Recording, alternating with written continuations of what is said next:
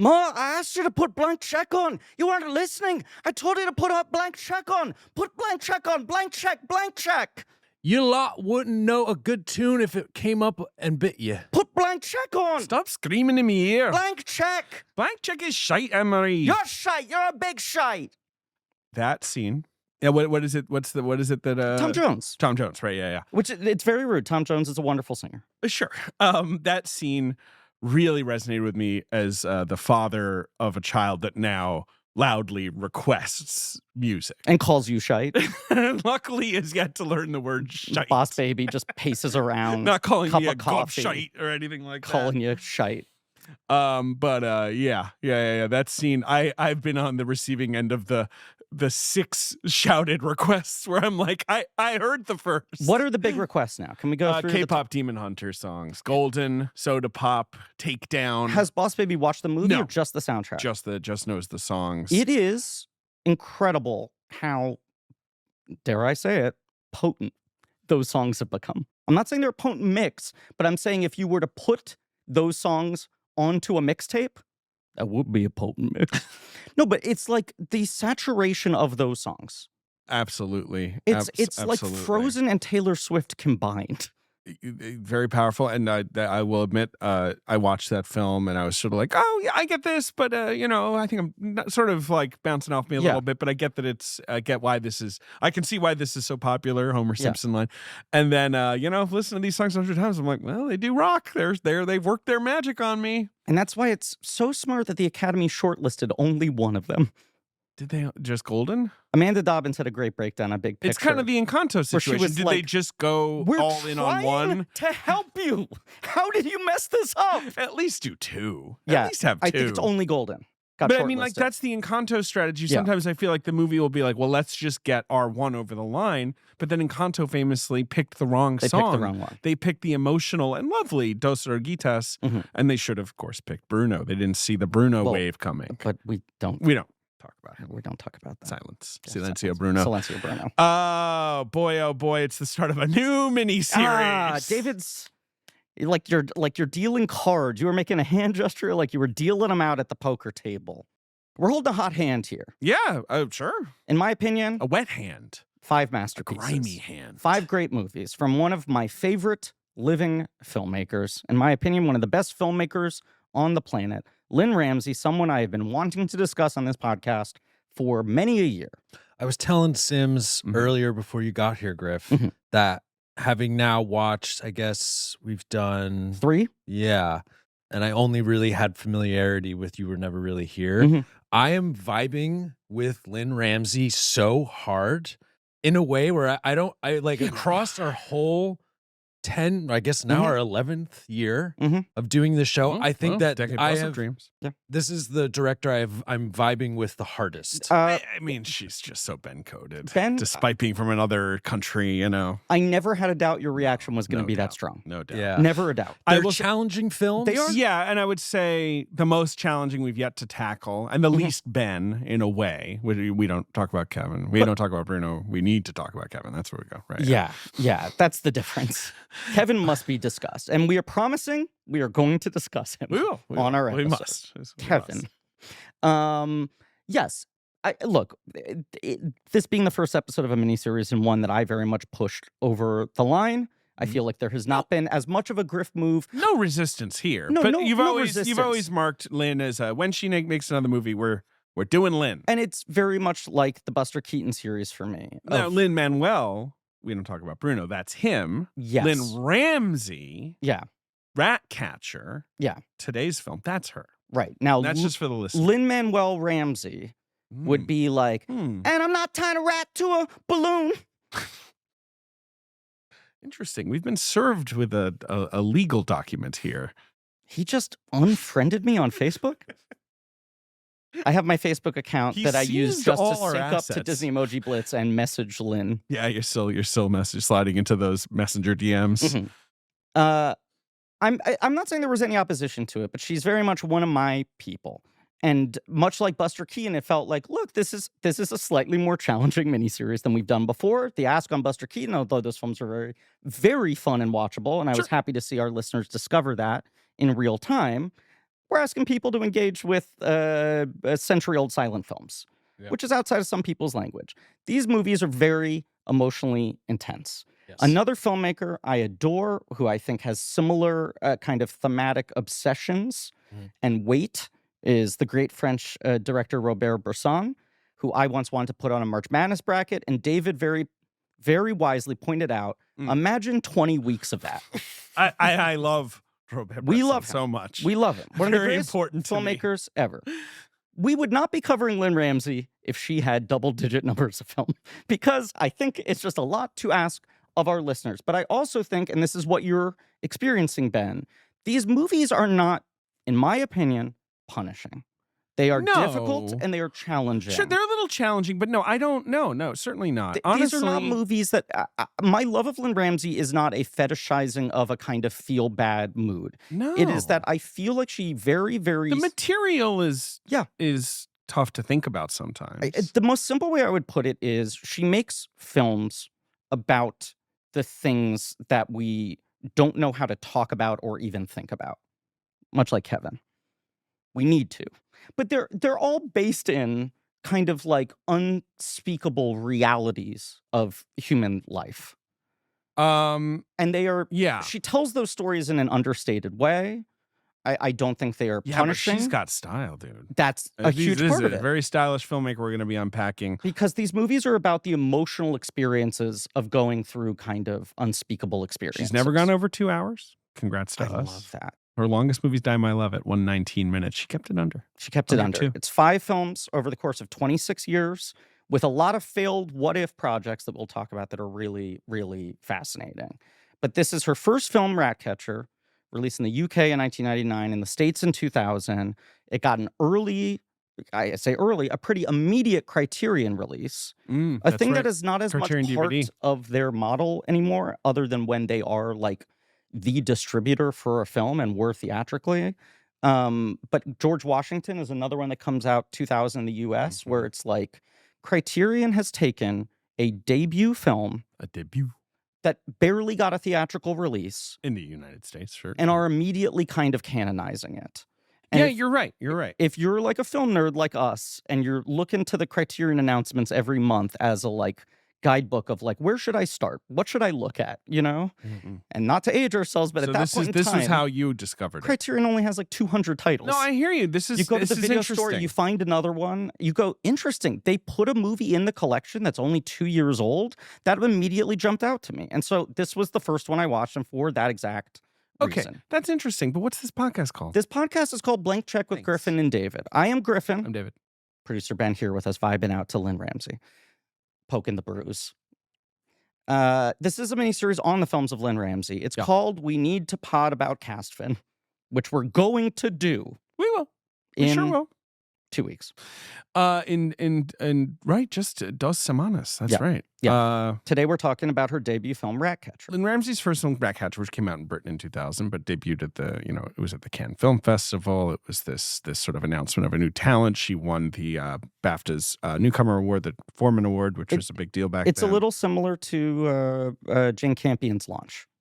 This energy of attention must be paid. Right? By the festivals and by, I discovered this film because my mom must have interviewed her. My mom, we moved to London. I lived in London. Yeah, we know. 1999. And, why are you putting such an emphasis on this? I'm not. And you kind of recoiled when you said that. You had there was like a tremor in your body. It's pretty interesting for someone to have lived in another country. I don't know. I don't think it's interesting. I don't understand why we need to make such a meal out of this. I'm making a big meal out of it. And I've talked about this. She had this period where she was writing arts journalism for sort of the first time in her life for the Daily News, where she had been a political reporter, city reporter for many years. And Graham Fuller was her editor in this sort of period. The great Graham Fuller, sort of a friend of mine, or someone I respect. Okay, well, that's a humble brag. That is a humble brag. And I feel like Graham had this artier taste, so he would assign her kind of artier stories. And I just remember she came home with a VHS of this movie that I assume was like a sort of a screener or something, essentially. And she was like, I got to watch this. I got to talk to this filmmaker. And we threw it on, which is like, you don't really throw on Ratcatcher. No. I mean, I You assume place we it knew, very gently in a player. Yeah, I assume we knew that it was like a sort of gritty indie feature. It's not like we were like, oh, what's this about? Like, a sort of sports agent who has a second act in life. Like, No, but you could look at this movie and go like, so the president's plane gets hijacked by Russian terrorists. you could go Trying to like, think of movies of that era. is this a slightly rougher Kess? Yeah, Right? well, That's kind of an interesting. Well, this movie really made me. Certainly reminds me of Cass, and we can talk about that. Yeah. Yes. But and we watched it, and it's like it's an emotionally demanding movie, and it's got intense content. But I remember I was 13. Yeah. We were just both so struck by it. It was just we were just like, God, this is unbelievable, and we loved British slice of life stuff. Me and my mom. Because we lived in this country that wasn't our own. We were the most outsidery. Like, my dad had grown up in England, obviously. And my brother moved to England when he was 5. So he was, he was a little bit more of a British boy than me. Right. Like, I moved to England as like a little American kid. You had an identity. I had, formed already. my little American identity. You had the bags under your eyes. You knew who you were. And so this is why me and my mom, I probably did. You probably did. I mean, I got them early. It is so funny. My mom has them too. It's genetic. Exactly. It is so funny that for the my kids have them. 5 years of this podcast, you maintained that you have permanent bags under your eyes because in high school you spent too many nights staying up on Oscar watch for. That is undeniable. I didn't do undeniable. myself any favors by not sleeping as a teenager. Of course. Yes. But then all 3 of your children were immediately born with the exact same eyes. They got the eyes. They're on They the got forums. those tired eyes. They're not on Oscar watch. Well, you never know. I don't know what they get up to at night. That's true.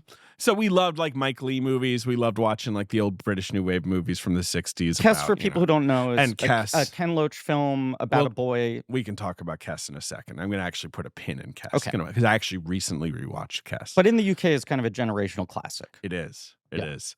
And so we always owned this movie. And I think I even rewatched it. Like, it was always on our like video shelf because she'd gotten this screener. Yeah.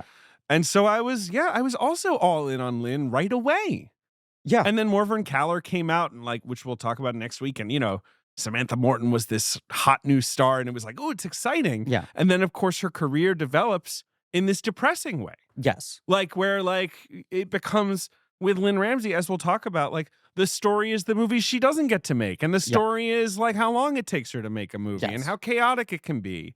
And then when something does come out, it's always really interesting. Yeah. Crazy. I think a lot. What a crazy feel world like we live in. we live in a crazy, topsy-turvy, upside-down world. Can I say it? It's especially been a rough week in the world. It has. This has been an intense week to watch this movie. Yes. But speaking transparently, there is a good chance that any week you are listening to this episode, that will also apply to the week that you have just lived through. Yeah. We are living through a very intense time right now, and it doesn't seem to be getting less confusing. And there's always this dread of like, am I going to be in the headspace to want to watch these movies at this time? And speaking candidly, I've been going through a kind of rough psychological patch. That is another bit I have stolen from the Doughboys and Tiger Weiger, my depression era. But it's partially, there's some circumstantial stuff, a lot of just my bad brain wiring. I've been wanting to do this series for a very long time, and it's like, am I gonna be in a good place to watch and talk about these movies? Oh, sure. Like, if you're feeling a little upset, Lynne Ramsay might not be the first thing you want to watch, but you're about to say, actually, I fucking loved the it. way I feel about her work is her movies always make me feel more alive. They always make me feel more connected to the human condition. And if I am in a good mood and I watch them, it's not like they bring me down. I feel something kind of cathartic of thinking through thoroughly such intense emotions. And if I'm in a bad mood and I watch them, I go, hey, man, I get it. Totally. I literally just wrote down the exact same thing. Yep. You go out in the world after watching this film, and you're reminded you're alive. You're a human. It puts you in touch with that. It's so easy to be distracted by just your phone and the everyday bullshit. It's not like Hurt So Good edgelord shit, which I don't say dismissively. There are versions of that and filmmakers who do that well that I enjoy to varying degrees. But that's more, am I in the right mood to watch this? I do think Lynne Ramsay movies are all deeply trying to engage with what it feels like to be a person. That is the number one thing they are all really digging into. And she explores that in very non-literal emotional terms that are always kind of very engrossing and captivating to watch. But yeah, this is a movie where it's like, is this a gritty slice of life movie about a working class kid in Glasgow? Glasgow? Yes, it is. Does it also have little touches of magical realism and sort of beauty, fantasy? humor. Right. Like sort of Malikian, landscapes. Yes, it does. This is not a fuck you pushing your face into the mud. It's not movie. a nil by mouth, which is a movie I really love. And Gary Oldman, who directed that film, has called this his favorite British film of all time, Ratcatcher. Which makes a ton of sense. Yes, yeah. And I like those, I like the British movies that just like, life's fucking hard. You live in the fucking council Those estate, are more and you're drunk. specific mood movies. Yeah, and this it has some of that, but it's a little... No, I want to offer this as a disclaimer. Wow. I will not judge or bemoan any listener who just needs to opt out for these 5 weeks. Yeah. I get it. These movies all deal with complicated subject I'll matter. do it. You're a coward. No, I'm kidding. No. You can do whatever you want. I don't care. But I would encourage people to at least give them a chance. And I've seen since we announced this series, many blankies going like, oh, what? So it's like five weeks of Bleak Week? Is that like what's going on here? Right. And then watching one or two and going like, these are not what I thought at all, which I think is what you're describing as well as been your experience. Absolutely. Yep. Yeah. Although I do have a hack, Okay. for this series. Give it to us. Have on hand pints of ice cream. Because I will tell you, a little fish food at the ready. Yep. Ben and Jerry and Lynn. After watching Ratcatcher, grab yourself some ice cream. What kind of cream you scooping? Yeah, what do you like? Yeah, I mean, when it comes to Ben and Jerry's, I love a chunky monkey. Oh yeah, is that the one with banana? Yep. Yeah, right. I feel like I don't like Chunky Monkey because it has walnuts. Is that right? You know what? They don't pay us, but let's find the fuck out. Also, do you know that Ben and Jerry is in the middle of like insane drama? Yeah. That like Jerry is trying to buy the company back, or is it? Yeah. It's sort of like, I think there was some sort of split in retirement, and the company's been moved in a less political direction, and whoever retired is upset about that and is maybe trying. They moved, I can't remember which is the more activist. Has now merged with another larger company that is sort of like destroying the ethos in a way that was contractual. Chunky Monkey. I have a friend who used to work for Ben and Jerry, and I've heard a little bit about it. Ben? Chunky Monkey. Ben? Was your friend Ben? Stiller? What, Ben who? You had a friend who worked for Ben and Jerry. Oh, okay. Oh, yeah, right. My joke was guessing it was one of the two guys with the name and the company, but then I realized it was confusing. I shouldn't have said the guy that also shares a name with someone in this room right now. Because when I said that, Ben turned around. No. Yeah, it's my name. I don't know Ben, whatever his last name is. Can I try it again? Ice cream. No, honestly, let's Can move you on. say I have a friend who worked for Ben? I have a friend who worked at Ben and Jerry. Jerry? No. I thought you were going to say Stiller. That would have been funny too. Fuck, actually, yeah, good point. Yeah, well, they do have walnuts. They do have walnuts in the Chunky Monkey, and I did go to the factory, which is up in Vermont, up in northern Vermont. When I had a girlfriend who went to Goddard College, which is a remote college. It doesn't exist anymore. Actually. That is one of the biggest humble brags I've ever heard. I had a girlfriend who went to Goddard. That you had a girlfriend and you took her to the Ben and Jerry factory. Well, it was like when you go up there, it was, the things to do include go to Ben and Jerry's, go to Cabot also. Okay. The Cabot factory is really fun. You can watch the curds and whey. Oh, that sounds fun. Get skimmed, and you can go buy like a fuck off block of cheese. Little Miss Moffat there? Yes, like Little Miss Muffet spot? is there. Yeah. She's there. Yeah. And she's doing great. Yeah. I don't fucking know. Okay, another flavor I love, chocolate chip cookie dough. That's the classic. Yeah. I was going to say my favorite is the Chubby Hubby, often confused with Chunky Monkey, which has chocolate-coated peanut butter pretzels in it. I just like a late night host to be on my Ben and Jerry's. I need the comfort of Jimmy Fallon looking out. I need to say this respectfully. Objectively, I think the Tonight Dough is a good flavor of ice cream. I think I've had it. But here's the problem. I've had the Americone Dream for sure. It's a choking hazard because I can't get down one spoonful of this thing without laughing so hard. Jimmy Fallon, look, we're going to talk about funniest and ice cream. I said we are going to be really concise on this episode because we got 2 episodes to record today, and I want to be really concise and tangent free. But I do want to say, did you see when Timmy Chalamet, who's promoting his film Marty Supreme? Yeah, our buddy Timmy. Yeah, my big butt Tim. TC Big T. went on Fallon, he's promoting the movie, and he does some kind of joke about, I guess, the Bob Dylan tour he did last, like when he was promoting Complete Unknown. And Fallon does like a pitch perfect Dylan impression to do the bit. He does some sort of bit. I can't even remember what it was. Do you know what I'm talking about? I have not seen this. Timmy it's really funny. Like what Fallon essentially ad-libs something quite funny with his Dylan impression, because Fallon is a gifted impressionist. And Timmy looks at him with this momentary kind of like, fuck, that was funny. Like Chalamet probably has never known Fallon to be funny since he was like a great child. Point. You know what I mean? And it's just this like flash from Timmy of like, oh, right, you used to be a funny person. Yeah. Like instead of like the fucking anus that you are now. Sorry, Jimmy Fallon, if you listen. just the gibbering fool that sits behind the desk of the Tonight Show, desecrating the name of Johnny Carson and fucking, well, no, Leno's all right. He can get desecrated. We should mention that Jimmy will be our guest on the Morford Caller episode. Imagine. Guys, movies, great. It was crazy.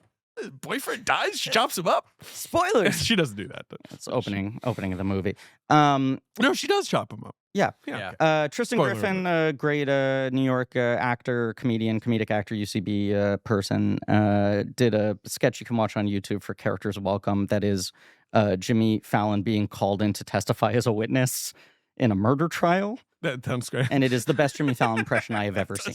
It's an excellent sketch. Oh my God. It's crazy. This is crazy. He's dead. Yeah. It's great. He does somber Jimmy and having a party Jimmy perfectly. Ratcatcher. I think about a line I paraphrase often on this podcast that I heard Greta Gerwig say about being on film festival juries. Right? Okay. Greta Gerwig said something about it. Okay. When you suddenly have to watch like 30 movies. Sure. And you have a say in the matter of an award that could change someone's entire career. Right. Yeah, and right. Like a new filmmaker like this who scraped together a tiny amount of like state money to make a little movie. Right. And how do you process these things, and how do you give all the movies equal weight? Because especially if you're like, this is a film that I assume, we'll look it up. It was funded by the UK Film Council or whatever. And if you go and win a prize at, Cannes or whatever, you can come back to your country and be like, see? Yeah. Like, because you're not going to come back and be like, hey, Ratcatcher made $40 million. In almost but every you can be like, see, other this was a worthwhile country, investment. that's how it works. 100%. Countries with art funds. Yes. And, do you want to see the Fallon bit? It's really funny. It's 20 seconds. Great. It is so funny that he's surrounded by people wearing ping pong heads. Yeah. You're nominated for a Grammy Award. Yeah. So they're talking about the Grammys. That's what it is. Right, because he got nominated for the Dylan album. So it's right. He says, I'm imagining Dylan in a Mortal Kombat, because he's talking about the tell your people daughter. he's up against. And Fallon goes, finish him. Right. And Chalamet, you could just Like, he what? double takes. He's like, wait, that was funny. Like, get a load of this guy. It's like he's looking at this husk, and it's suddenly it's fucking Theoden in Lord of the Rings. He's like on the throne covered in spider webs, and then his eyes lit up for a second. You know what I mean? Once again, you're speaking of next week's guest. If you are listening to, yes. Our next week's guest is Excuse me. King Theoden in sort of web mode. Mummified In King Worm Theoden Tongue is mode. doing We Need to Talk About Kevin. Jimmy is doing Right. Morvern Wormtongue Keller. will be doing we'll be doing Die My Love. Wormtongue, yes. Because Absolutely. Wormtongue's a great speaker. Absolutely. It's right in the name. Absolutely. It's It's got a right wormy there. tongue. Yeah, and Matt Kowalik is doing You Were Never Really Here. I meant to do a joke about Matt Kowalik doing this episode, because the Doughboys always make a joke about him being a rat. He's a rat guy. Anyway, one of you must know how to make a GIF of Timmy's reaction, because I think this is an evergreen expression of like, holy shit, wow, I thought you sucked. The Right. way he conveys Right. that Right. facially, there's a lot of utility for this as a GIF. 100%. We need this as a public, like, this needs to exist in the public trust. Yeah. So- What I was going to say, the Oh, yeah. Gerwig thing is, Oh yeah, Greta Gerwig's talking about being on a fest. she sure. said you put the movie on, and whether it's at a screener, you go into a screening, and within 5 seconds, you know when you're seeing a filmmaker. Agree with her completely as someone who's done juries and stuff. You know immediately. Right. And Yeah. she said, if you a know, movie is going to be like sometimes- sort of next level kind of thing. Yeah. right, sometimes they don't live up to their potential Sure. or their Yeah. start, right? The person hasn't quite figured out how to communicate what they want to do. Sometimes a movie that doesn't start flashy builds in other ways because of performance or whatever. Right. I like a movie to start flashy with sort of like Tommy Lee Jones has the neuralizer. Yeah. He's pointing it right at The me. best kind of flash. Right. Erase my memory. Yeah. This could be my first movie. Or a movie starts with Jennifer Beals like working at a steel mill, cut off shirt. That's another flashy way to start. That's a movie. it's pretty flashy. Yes. Or and this is once again a disclaimer because I don't want to make it sound like our listeners need to do this. If you're not comfortable with this, Yep. I understand. But if you're ready for Ricky, and you could start a movie with Ricky in the Flash playing a small concert.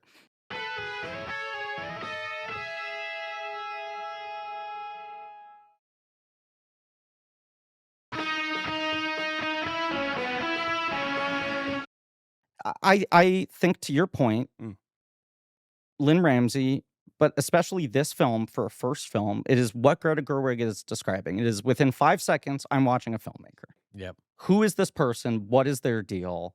Trying to figure it out, which is why, like, it is bizarre, David, that both you and I were transfixed by this movie while being vaguely the age of the characters. Yeah. And I'm not a poor Glaswegian kid. Neither am I. And I never experienced the things that we what's his name? What's his name in the film? Ratcatcher. No, Ratcatcher will of course be joining the Avengers and Avengers. I was Googling for Ratcatcher quotes, and unfortunately James. all that was coming up was the Suicide Squad, the Suicide Ratcatcher Squad 2 character. Who's a charming performer. I like her quite a bit. Yes. Yeah, but yes, whatever. I responded to the kid immensely, absolutely. Yeah. To just that feeling of like, being amongst a bunch of kids that you just are not vibing with.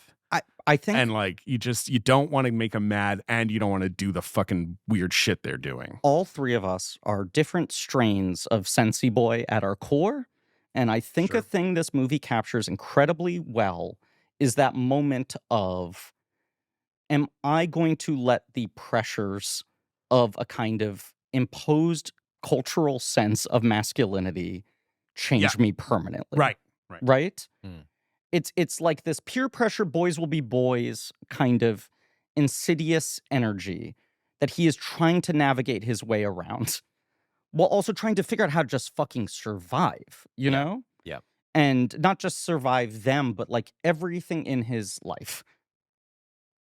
Lynne Ramsay. I'm Lynne opening Ramsay. the dossier. Please do.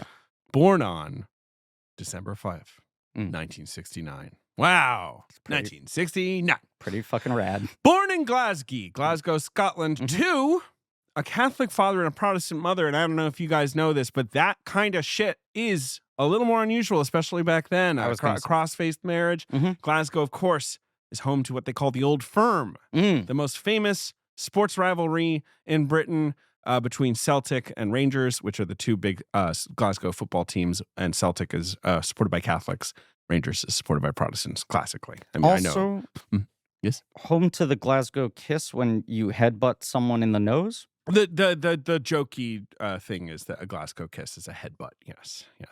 Jokey? Glasgow kiss. Yeah. I don't find that funny. Jimmy Fallon would not be laughing at that. He'd go, hey, buddy, please. In Britain, Glasgow blank basically just sort of means like a rough thing. I feel like British people are like, that's the scariest place. A Glasgow handshake is stabbing someone in the liver. I want to share, I did visit Glasgow for the first time. It was a beautiful city, but I can see the edge, right? It's a very cool city, and it's only gotten cooler. Totally. Very cool city. And it's rougher days are behind. I do have to correct you. The Edge is Irish. I did, though, witness kids very much the age of the kind of older bully kids. Right, kind of like 13, 14-year-old age. I did witness a street fight. Oh, sure. Well, you know what they call that? Glasgow homework. That's pretty good. She says her family's, her parents' parents were so staunch that her mother's own mother refused to attend the wedding.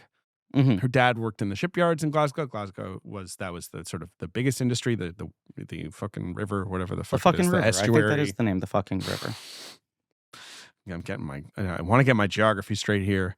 But Glasgow's a big sort of shipping area, especially back then, I think. So her dad worked in the shipyards. Apparently, at one point with the great Billy Connolly, the great Scottish comedian. The Big Inn? Is that what they call him? I think they call him the Big Inn. I believe. Yeah. And then the shipyards close. The city falls on harder times. Dad worked apparently as a bar manager of a gay pub at one point. Okay. Per Ramsey, that was a revolution for me. Dad brought him to the 90s. He kind of woke him up to new culture. That's kind of a cool story. They lived in Maryhill, which is like a typical sort of working class part of Glasgow, which is where Ratcatcher is set. Mm-hmm. She's got 2 sisters and a brother. Mm-hmm. She's got a brother named James. Okay. And of course, the main character of this film is named James. Mm-hmm. Ramsey says both of us had dark hair. My sisters are blonde, so we were the black sheep. And we were the ones essentially who kind of got in trouble. We were like the bad kids. Yeah. She liked to paint, and film, she says, was not like a primary interest as a kid, but she did love The Wizard of Oz, Douglas Sirk, and Betty Davis. So she was watching something. She says that's the influence of her parents. Mm-hmm. She thought she might go to art school. She says she watched Wizard of Oz like 50 times. It's such an origin story for so many filmmakers. Yep. I feel like, especially of a prior generation back when like you just watch what was on TV or whatever. Mm-hmm. James Cameron recently cited it as his favorite movie of all time. Cool. It came out that he had tried to develop Wicked, but I think he was implying that he tried to develop a movie out of the books before the musical, perhaps. Oh, that's interesting. But that he was talking with Universal about doing Wicked for a while. Interesting. Because he loves Wizard of Oz so much. Interesting to consider Cameron doing a musical. Well, that's my question. Was he doing the musical version or was he... Or like an adaptation, a straightforward adaptation of the McGuire books? Not totally clear. Don't Look Now, the Nick Rogue movie. Uh-huh. One of my favorite movies. One of the best movies. One of the best. Yeah. But a scary movie. She saw it, she said, at an inappropriate age. She was about 8. Mm-hmm. And it was like a sort of thunderbolt moment for her. She was so immersed in it. She said, I had a very happy childhood. So like the films are more like showing her like dark other worlds and interesting things. Like they're more active. It's not like the films were like an escape from some grim childhood. No, and they don't feel like processing films, if that makes sense. Yes. Yeah. She was sent to bed. Her parents found out she was watching Don't Look Now. They didn't approve. That made the dossier? JJ decided to... You're on the fire button already? He's gone? They sent her to bed? That's what she said in an interview. She does say, so it's her whole thing. She's like, film wasn't my big thing, but also her parents were clearly big film fans. Yes. They showed her shit like Betty Davis, again, Mildred Pierce, Alfred Hitchcock movies. It's getting in there. But I do think a lot of my favorite filmmakers are people who find their way to filmmaking. Yeah. It is not the first obvious North Star that they're heading toward. And the way she approaches film definitely tracks with someone who's working in other mediums of art first and applying other sort of ways of thinking to filmmaking rather than just a self-referential feedback loop of what other filmmakers have done. She refers to her parents as products of a certain intellectual working class movement towards self-improvement and self-empowerment that has all but disappeared with the decline of communities and union power and all that. Mm-hmm. I think that's a very cogent way of thinking from Lynne Ramsay. She hits a teen. Mm-hmm. She hits her teenage years, falls for an older boy. Okay. And they start going to the Glasgow Film Theater where she starts seeing more like European art films like Fassbinder movies. She sees Blue Velvet. Mm-hmm. Basically the sort of arty anarchist boyfriend. She saw Ali Fear Eats the Soul, an incredible movie. Mm-hmm. Blew her away. There was a dive cinema called the Salon in the West End of Glasgow that she liked. She also got very interested in photography. Mm-hmm. Glasgow had a visual arts center. There was a big dark room, and she was basically like a self-taught photographer. Cool. Starts getting into that. Mm-hmm. She goes to Napier College in Edinburgh, which I think is an art school, studies fine art and photography. She likes, Nan Goldin, Robert Frank, Diane Arbus, Richard Billingham. Are some of the names she shouts out. She sees Meshes of the Afternoon, that crazy fucking, Maya Deren short film that's always like on Sight and Sound lists. It's so cool, worth watching, guys. It's like 20 minutes long. It's like nothing you've ever seen. That blew her mind, and she applied to film school the day she saw it. She said the first day she could apply. She was rejected by the Royal College, messed up her interview. So instead, she goes to the National Film and Television School, which is in Buckinghamshire, which is, outside London. I'm giving you kind of. No, I'm liking it. Yeah. And one professor takes an interest in her called Walter Lasalle, head of the camera department, who had won an Oscar for best cinematography for Zorba the Greek. Hey, have you ever seen that? I've never seen Zorba the Greek. Yeah. I haven't met him yet. Yeah. I'd like to. Yeah. Haven't gone to Greece yet. It feels like that's going to pop up in some weird self-curated blind spot watch through series that you launch into once a month. Absolutely. So he saw an eye. Apparently he plays a British writer in Before Midnight. You know how Before Midnight they're all like hanging at out the table with Ariane Labed and everything. That's cool. You know what I think is interesting to consider with Lynne Ramsay too is that at this time when she's in film school and is seriously developing as an artist, the notion of Scottish film, especially to the rest of the world, is basically focused entirely around Bill Forsyth. Who is a lovely filmmaker. Sure. A filmmaker I respect tremendously, but is about as local hero, Gregory's Girl, on the opposite end of the spectrum from Lynne Ramsay as possible. He's kind of sweet. His housekeeping adaptation of Housekeeping is really good. You know, but right, Gregory's Girl. Yeah, Gregory's Girl is it's cute. But this is Gregory's Girl is one of those films that gets foisted on you when you're a British teenager, where you're kind of like, yeah, it's all right. Bill Forsyth is like the most gentle, thoughtful, kind of like winsome. These very kind of melancholy comedies. And I just think when you're dealing with countries that have smaller film identities and one director breaks out, and especially when they become someone whose work is getting exported, Bill Forsyth is getting his movies released by American major studios with American stars in them. It's like sometimes at film schools, maybe not like art-driven film schools, they're like, well, obviously this is what our main product is now. Right. We need to put out more things like Bill Forsyth movies. Right. And Lynne Ramsay is doing something absolutely one of one at that time. Yeah, I mean, he sees her eye. You know, the type of film director who comes up as a photographer, it is kind of like, okay, you got a way of looking at things, not a way of telling a story, maybe. But, big influences for her as she's going through film school. Bresson, as we just mentioned. Wow. He has a famous book called Notes on the Cinematographer that I own and have read. I recommend to anybody. It's an incredibly easy read. Hugely influential film school book, I feel. It's just kind of like a lot of statements. Right. It's basically this sort of stripped back economical, non-intellectual approach to filmmaking. Like it's Bresson at the time trying to be much like all these new wave guys who are kind of like, let's, do away with how things were done and let's, have a new approach, a new philosophy. It's kind of him in Bill Maher mode. Yeah. And Maher's been trying to get him on Club Random roles. Bresson is too random for Club Random. Yeah, and too dead. The only issues. She finds photography a way of documenting things. So as a film director, that's how she sort of thinks about things. Like in Ratcatcher, for example, she points to this moment where James's mother has the hole in the toe of her stocking that she's always darning. And then James tries to pull the hole out of sight when she's sleeping, so she's perfect again, and there's an expression of his love for her boiled down to a little gesture. Like she likes those kinds of little visual moment observation things. Her visual style is very different than Bresson, who's a lot more kind of classical and formalist. But it was the storytelling and the writing, and I think the sort of intensity of the emotions without the films being melodramatic that she really sparked to. She says. Yeah.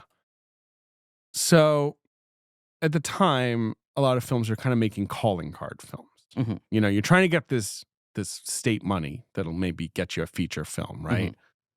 And she says, I wasn't really good at that. I'm making like weird experimental shit that's not, getting the same kind of attention. The Criterion release has 3 of her short films. Right. It's also on the Criterion app at the moment we're recording this. Her graduation film is called Small Deaths.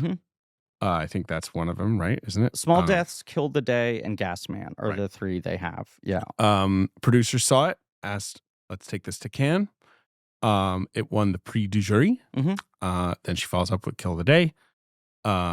Wins another pre jury for her third short film, which is called Gas Man, This as is you said. very similar to Campion of like Yep. you build a recurring reputation at Cannes with the short films and this sort of notion of like we're invested in you whenever you make a feature. We're waiting. And she cast her brother James in all of them. Mhm. So, that connection is there. After the Cannes success, BBC's, comes a calling and says, write me a little feature film treatment, please. So you got BBC Scotland, you got Pathé, the big European financiers, and she hands them a 60-page treatment for Ratcatcher. She said it was basically a very messy script, had some potential, obviously, because they gave her some fucking money. And she says, what's it about? Well, it's inspired by her own memories of growing up in Glasgow, the magical thing to her of being in a city that's right by the countryside. You can go into the hills really easily. But obviously imaginative weird stuff is in there. And, the rubbish strike of 1975. So, Britain's winter of discontent when like a lot of the garbage unions went on strike. A lot of unions went on strike in general and garbage piled up in the street. That's happening in this movie in the background. Which sparks the rats. The titular that's why there's so many dang rats that need to be caught are because garbage is in the street, a sign of something having gone wrong, rather than New York where we just have garbage in the street all the time. It's gotten better. It has. Right. It has. Unfortunately, you gotta give it up You don't to have Adams to. for that. You know what? Fuck it. We know. Fuck him.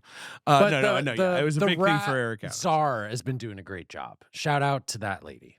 And Spawn has sure. also been doing a good job in Rat City, right? He's been keeping things clean. Absolutely. Yeah. Absolutely. Cool. Right. So she's got this little movie. She's got to find a kid. She looks at about 1,000 kids from like working class backgrounds, schools, youth clubs, and stuff like that. Casts a little boy called William Eady. I don't know. Did he like? Almost everyone in this movie never acted. Right. It's not like he went on to act. Tommy Flanagan. Who's has very familiar, quite a big obviously, career. because one of those.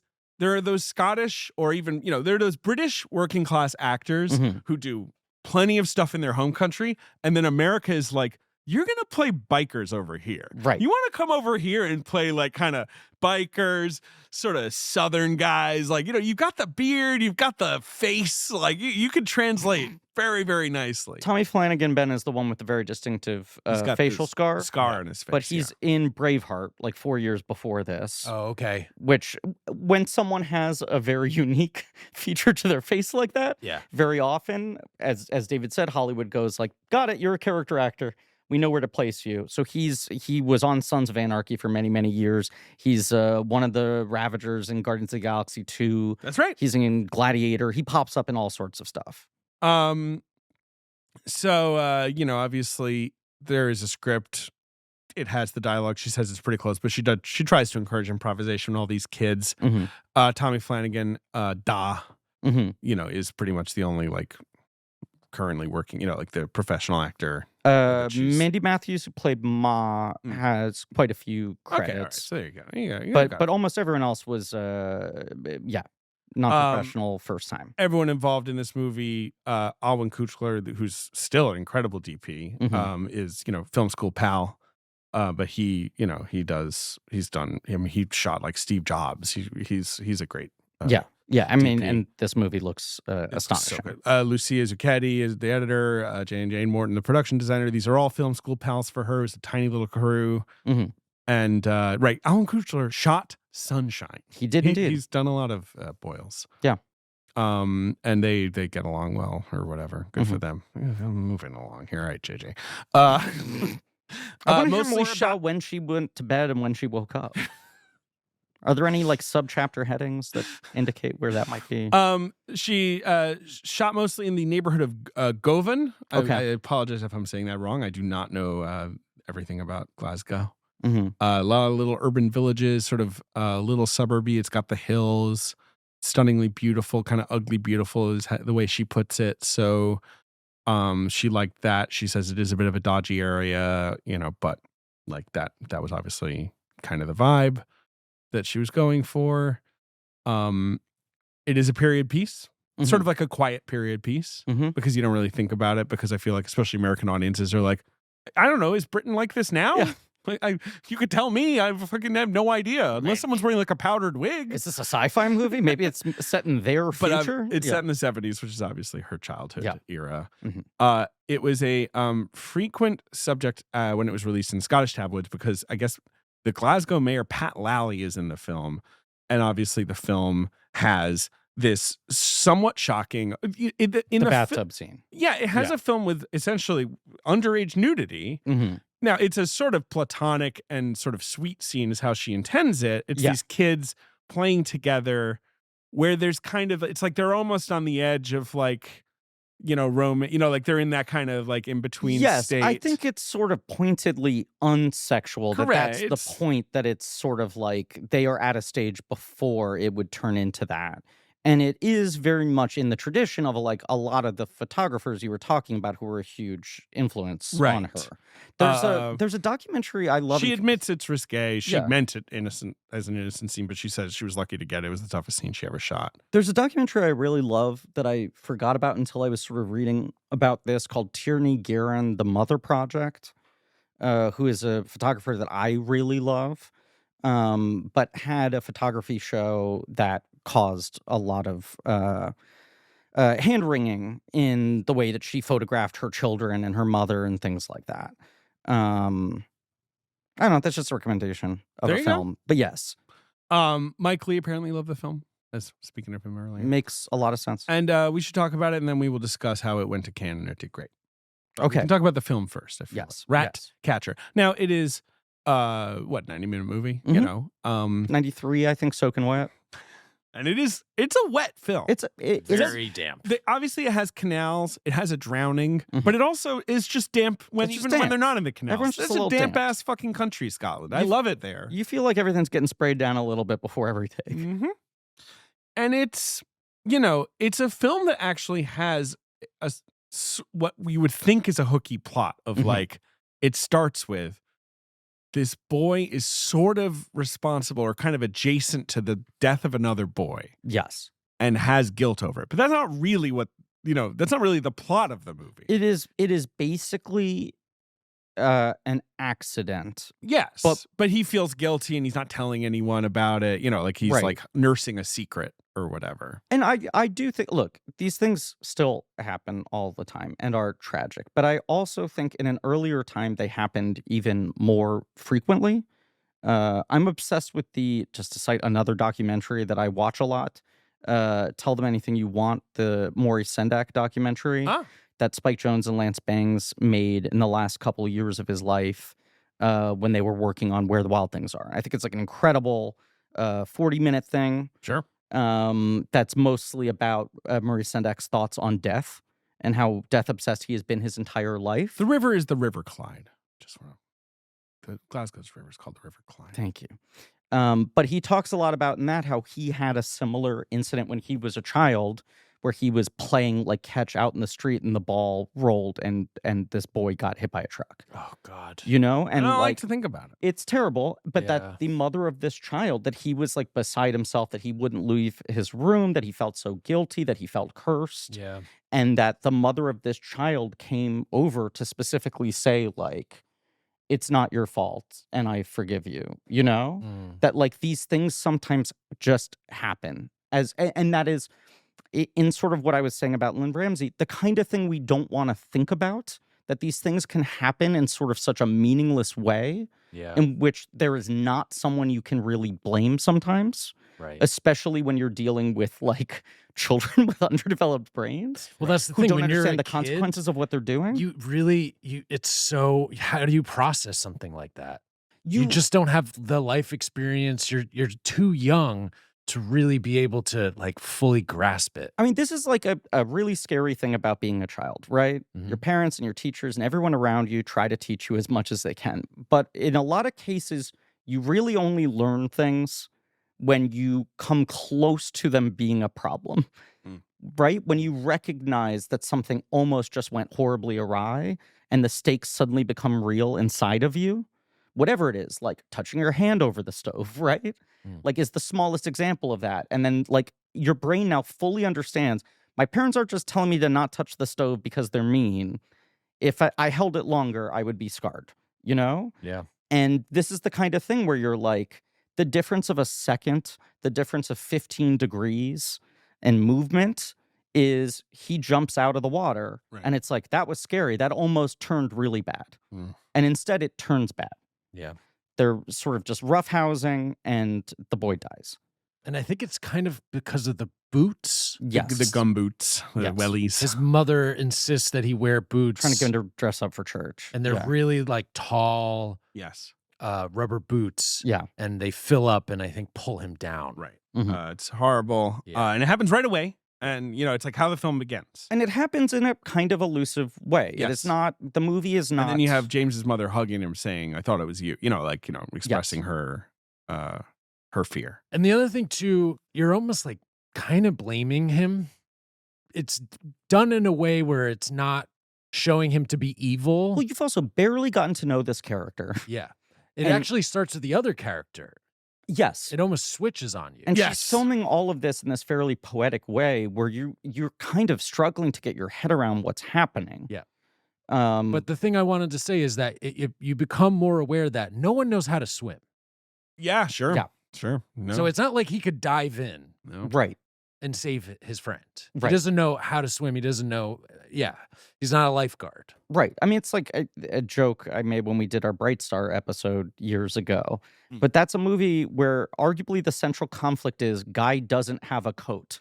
Oh, God, he really. Winter is coming. He's you know? so cold. Like you do just, it is always kind of striking to see films about certain communities, especially in certain eras, where you're just like, there is just this huge vulnerability here. Yeah. Anyone could kind of drown in the water at any time. And that speaks to the way that the community reacts to all of this, which like is, it is not the most shocking thing that has ever happened in a community, you know? Yeah. Yeah. Well, they're also so desensitized Yeah, because they're just exactly. living in these awful conditions. Yes. And you just feel the pressure and the tension of everything that's happening. Yeah. It's a tough opening. And the film is not as dark as, you know, like after that. No. Like it's obviously it's a gritty film, and it's like, you know, about kids living sort of rough lives. But Kes, the film you mentioned earlier, the Ken Loach film, is this sort of like searing work of social realism that was like such a big movie when it came out. Is Ken Loach's first feature film, and A Boy and His Hawk. it's about this like really working class, you know, dysfunctional kind of working class kid in Yorkshire who's struggling at school and struggling at home, and then he gets really into falconry. Mm-hmm. And you're Said just hawk. What a fucking it's a dumb right, idiot. It's a kestrel, obviously. That's why it's Kes. Jimmy Fallon would laugh at my ass, my dumb and, Happy Meal ass. You know, it's Britain's Old Yeller. Like in that Yes, it's like yes. this movie where it's like kids have to watch it. The because it's this- generational. Yeah. but even as a kid, you're like, I mean, when you're watching Kes, you're like, something fucking bad is going to happen to the bird. You feel it the whole time. Which, like, I'm sorry to spoil, but like, you know, something bad happens to the bird, and you know it. You know, like this is not going to end in this like sweeping happy way. And whereas Ratcatcher does not work that way. That is not how Ratcatcher. It's not like it's building to a tragedy. It starts with a tragedy, Yes. and then it actually kind of ends happily. It kind of does. In a yeah. way. Like Yeah. it certainly, it kind of fakes you out that something bad has happened, and then it's like, but nothing bad has happened, and actually he's probably grown a little See, bit. I had questions about that. Maybe we wait to Sure. Yeah. get to it later, because I was actually unclear about the ending and if it was real or a I dream. think it's real. I mean, you could interpret it as like, I guess, a weird kind of fantasy or dream, but I don't think so. I think it's more like, It's you know, inter- he brushes up against a dark feeling, and then, you know. Yeah. But I don't know. Maybe I'm wrong. Yeah. I don't know. I Oh no, can actually, read- right in the credits, you see him. In the I water. Yeah, you think he dies? I think I so, think but he I think you does. could Yeah. read it either way. I don't know. No, I- you're probably right. I also think the I thing, forgot about that. this How about the movie, credits? this movie does not, Mm. for starting with an accidental death, handle it in any plotty way whatsoever. Right. It's not There's that a he's part- covering up a crime movie. Right, which you could just immediately, your brain is trained from watching so many other shittier things to assume that has to be how this progresses. And if it's not doing that, it's going to be a movie specifically of intense suffering and processing. If it's not interested in the plotty Yes. aspects of the fallout of the death, then certainly it has to be entirely about this boy working through what he's experienced. But actually, you sort of forget about it for a while because other stuff's happening, and then it sort of starts brewing back up. In a way that The I boy do says to think him. is a more accurate reflection of real life. Sure. You know? I mean, I do. You read about horrible things that human beings go through. What? And my first question Why do is you do that? always like, what do they have for like breakfast the next morning? Yeah. You know? No, I get like that. we, Yeah, we yeah, watch sure. movies that and read books that depict it as like a person just lies in a bed weeping for 6 months until they're resolved. And you're like, but you do just have to go on living in some way, you know? You have to like go for a walk and like buy paper towels at the store, you know, and like make small talk with people who don't know what you've gone through and all these sorts of things. And that you can go through these waves of sometimes feeling, I think, I say this as not someone who has experienced this level of tragedy before, but that I think there are sometimes almost like catatonic states of calm, you know? Especially in the immediate aftermath. It's not the kind of like Mystic River fall to your knees explosion that we all are used to seeing these things depicted Is as. that his daughter in there? I have heard Yes. some things that have led me to believe, based on the man with the weird neck tattoo yelling very loudly, that it's his daughter in there. That's one of those movies where Clint Eastwood's Mystic River. Mhm. And Sean Levy talks about this in the book he wrote. You know, and first he says like Sean Taika- Levy, director of right, Taika Deadpool Waititi comes in Wolverine. and he is riffing on whatever that Epic. No, Sean Levy, who wrote the journalist who wrote Yes. the Clint book, talks about, you know, obviously Clint shoots 1 to 2 takes. Yeah. And that is like, I think the first take. And Yeah. you are kind of like fucking credit to Penn that he got there right away. Like he had to, and I guess Penn knew I have to like, I can't just like work on this sort of like over a few takes. Like, is that 50% of his Oscar win? Not even the Yes. effectiveness of the scene, What- but them being like, oh, and he had to go from like 0 to 100 You know, and then they wrapped for lunch. He wins the Oscar because he'd lost for Dead Man Walking. Yes. And people sort of forget that at the time was considered this crazy loss. It was a little bit equivalent to Denzel Malcolm X, where you're Yes. like, this performance is so historic. How in the world could we ignore this? And you know, that's part of it. But also, yes, it was a big showy, you know, performance. It's just so annoying because then Penn did win his deserved Oscar Yes. for Milk. Right. And we could have just waited. And with One Battle, which he is obviously phenomenal in, Great. you're just sort of like, yeah, but does Sean Penn need 3 He Oscars? certainly doesn't. No, he certainly doesn't. He doesn't. But he is very good in it. He's unbelievable in it. Yeah. Who did Penn beat? Oh, well, he beat Bill Bill Murray. Murray. Right. Which would have been nice. That would have been nice. It would have been. And he beat Johnny Depp for Pirates of the Caribbean, which was like, that was a moment. Right. I And don't know if then, you've heard of that. He played his character. And Jack those Sparrow. Captain two Jack Sparrow. guys, everything's been chill. Regular. yeah, I'm realizing this is like a really normal category of well-balanced men. So Ben Kingsley and Jude Law are the other nominees. Okay, so yeah. I guess, is Ben Kingsley the chillest? Yes. Because he's famously not that chill. I have only heard that he is the most intense human being who has he's ever pretty lived. intense. But Jude Law, not I guess, dramatic. right. He's just laser focused I on mean, being Jude Law's intense. never been canceled or anything like. But you know, I mean, he's gotten his, you know, he's gotten in some naughty trouble with the ladies. You know, he's had a couple of affairs, or whatever. I would have to say that he's gotten in some naughty trouble with the ladies.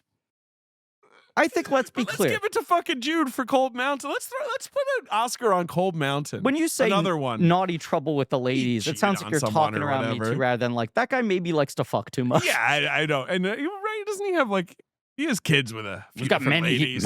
many kids. He has 7. Yeah.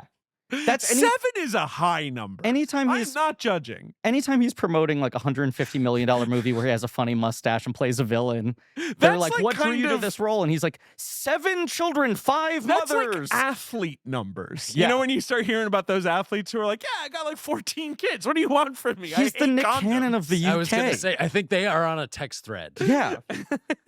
That is wild though that you're like, right.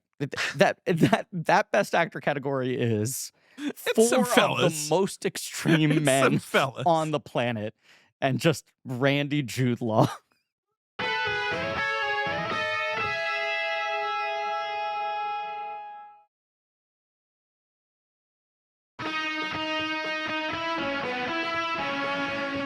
Ratcatcher. Ratcatcher. James, our little boy, Mm-hmm. lives in Glasgow. but sometimes he takes this bus to like the end of the road, right? And he like just goes and fucks around in this kind of like unbuilt or like I think it's under construction housing estate that's like utopian right landscape. by this field of wheat. Exactly. Yes. Like it's like, and it's suddenly like there's so much color, like that shot of, you know, like through the window of like this blue sky and the, you know, like suddenly it's not fucking raining. It is the moment of like in my opinion, it's the moment of extreme transcendence in this film. When he's sort of exploring around this, I was gonna say abandoned, but it's unfinished, in progress home, and looking through its window and seeing this like insane, picturesque kind of Terrence Malick field of golden wheat, and then he jumps through the window into it and runs through it, and it feels like he's jumping into a painting, like he's jumping into a Van Gogh or something. Yeah. So he's got that. That's nice. But it's like the aspiration to escape his entire life. And then, it's not like, just about the death that he's experienced, but it's like he's surrounded by like constant pain, effort, struggle. And he's also constantly surrounded by people. I mean, it is such cramped living conditions. He shares quite a small apartment with his family. No one seems happy. Everyone is going through it. But it is not, again, nil by mouth of like, this is about an experience a boy's having of like extreme social neglect. It's more just like their lives are fairly shitty. Yes. And he's got some siblings. You know, his dad is, you know, always, you know, seems to be, you know, on the lash sometimes, not to. On the lash? Yeah. Does that mean 3 sheets to the wind? Yeah, going out, getting fucking on the drunk. lash. Yeah, you would say essentially, like, what are we doing tonight? We're gonna go out on the fucking lash, mates. You know. Yeah. So you know, I like that it is basically not some fucking movie that's like made for like a government official to watch and be like, we need to send more money. Like, you know what I mean? Like there's some movies like that where it's like, this is a statement film about like, you know, an extreme condition. It's more just like, no, man, this is just what life is like for a lot of people. It's weirdly, you know, like, especially at this time, you know, in the 70s in urban situations. Yeah. Without feeling like it's trying to push a point. Exactly. Just kind of over the top. So, but there's, you know, there's the prong of like he has these kind of like magical little adventures, and then there's the prong. You know, his family life is kind of like a bit dodgy, and then there's the gang, the Neds, I think is what they call them in Scotland. In England, London, we call them yobs, who regularly target this young girl, Margaret Ann, played by the actress's name is Leanne Mullen. She's pretty phenomenal in this. She's great. She's great, and like. James and Margaret Ann, I feel like the vibe is just like they're just both a little different, maybe a little more sensitive, a little less interested. But Margaret Ann's obviously sort of being targeted in this like vaguely sexual way. Like they're kind of like flirting with her. They're kind of, you know, like crushing on her and they're being horrible to her. I think Ramsay captures a really fascinating energy, which is sort of these boys have targeted like the nerdy girl with the glasses, right? They throw her glasses in the river so she can't see. It is clearly being motivated by sexual energy, like struggling to come to they're terms these pubescent kids with developing urges, and that's why they're all fucking insane to each other too. I mean, this is all like awful boy shit at that age. But it's like easier. My boys are gonna live in padded cells from like age 13 to 20. I'm just cutting that off. Just buy padding now. You might as well. They need it. But it's this thing that like I just don't know if I've ever seen another movie capture, and especially because it does it without explaining itself. Of like. They're so horned up in a general sense that they target the person who they view to be kind of like least attractive or conventionally desirable, and then just kind of fuck with her. They're not like violently attacking her physically. No. And they're also not making moves on her, but everything just has this kind of like odd, unprocessed energy around it. And James sort of figures out how to like throw himself in front of her. Kind of divert the attention. In a way that both like stops them from really inflicting harm upon her in any number of ways, but also makes him kind of seem like one of the lads in a way where then they aren't going to attack him. There's the moment where he lies on top of her that I Yes. find so effective. Well, where the boys are like, go on, go on, go on. You know, like there's this kind of like there's this energy of like someone should get on top of her and dry hump her. Wouldn't that be funny? right And what he does is gets on top of her and Just, like like, planks. planks on her. He's inventing planking. And basically gets to like do the move of I don't know what I'm doing. Yeah. To stop them from doing anything bad. right. When It's he this knows quiet exactly what he's doing. little sacrifice. He's just right. blocking. Yeah. I should point out, obviously, we haven't mentioned this, but this film, you know, they're talking in their sort of Glasgow dialect. Did you guys throw on the subtitles, or would you free ball it? For You sure. free ball it on this one. This is one of the rare English language films that was just straight up distributed Yeah, in America, in they're theaters like, in America with burned in subtitles. burn that onto the fucking negative right now, baby. Like, Don't even worry about it. Don't even try. I am very like, you know, even to this day, I'm fine listening to regional British accents and Yeah. can watch movies and I can discern what they're saying. But this is definitely one, especially also because of the verite I was thing. gonna say it's got like Altman, everyone yelling overheard, over each other, overlapping, 8 yes. characters. Where yeah. I'm like, let's throw on that one eng. and Let's hit that button and the right movie's there. going, hey baby, it's fine. It's fine. Don't feel bad. We put him there for a reason. Yeah. So Yeah. you've got the sort of really grim stuff we're talking about. Mhm. And then there'll be moments like one of the boys in the gang gets a little pet mouse and they're all fucking around with the mouse. And you're like, Jesus, this is, you know, animal violence stuff is so like uncomfortable. And like, They're all trying to catch these rats, but then you're like, is this going to turn into a torture situation? right. And that what are they're they going to do with their play? mouse? And then they Right. tie the mouse to a balloon and they make it fly. And then there's this like little fantasy sequence of the balloon going to space. But it's so kid-like. Yes. It has this kid logic. They're like, to that's it. what it's going to do. Yeah. Yeah, that is kind of wonderful and fanciful, although also distressing. But you also, it's Kind of the Lynne Ramsay vibe. Yeah. Yep. It's a real like core text moment of her entire worldview as an artist, in my opinion. And it speaks to like the overriding theme of this movie, which is like, is there any way to get out of this? To get out of this energy, out of these social situations, out of poverty, out of what is happening in our local government, you know? The dream of just like, could I fucking jump through a window and run through the wheat? He can literally do that, but he can't stay. It also feels like These rats are here and we cannot cohabitate with them, but also he doesn't want the rats to be murdered by these bullies. If you tie a rat to a balloon, can the rat just go to the moon and live there and be happy? But this is actually a pet store mouse. This is a mouse. And I Oh, think yes, the I'm sorry. distinction Sorry. is Yep. important. it is. Yep, yes. yep. It's a little Good white catch. mouse. Yes.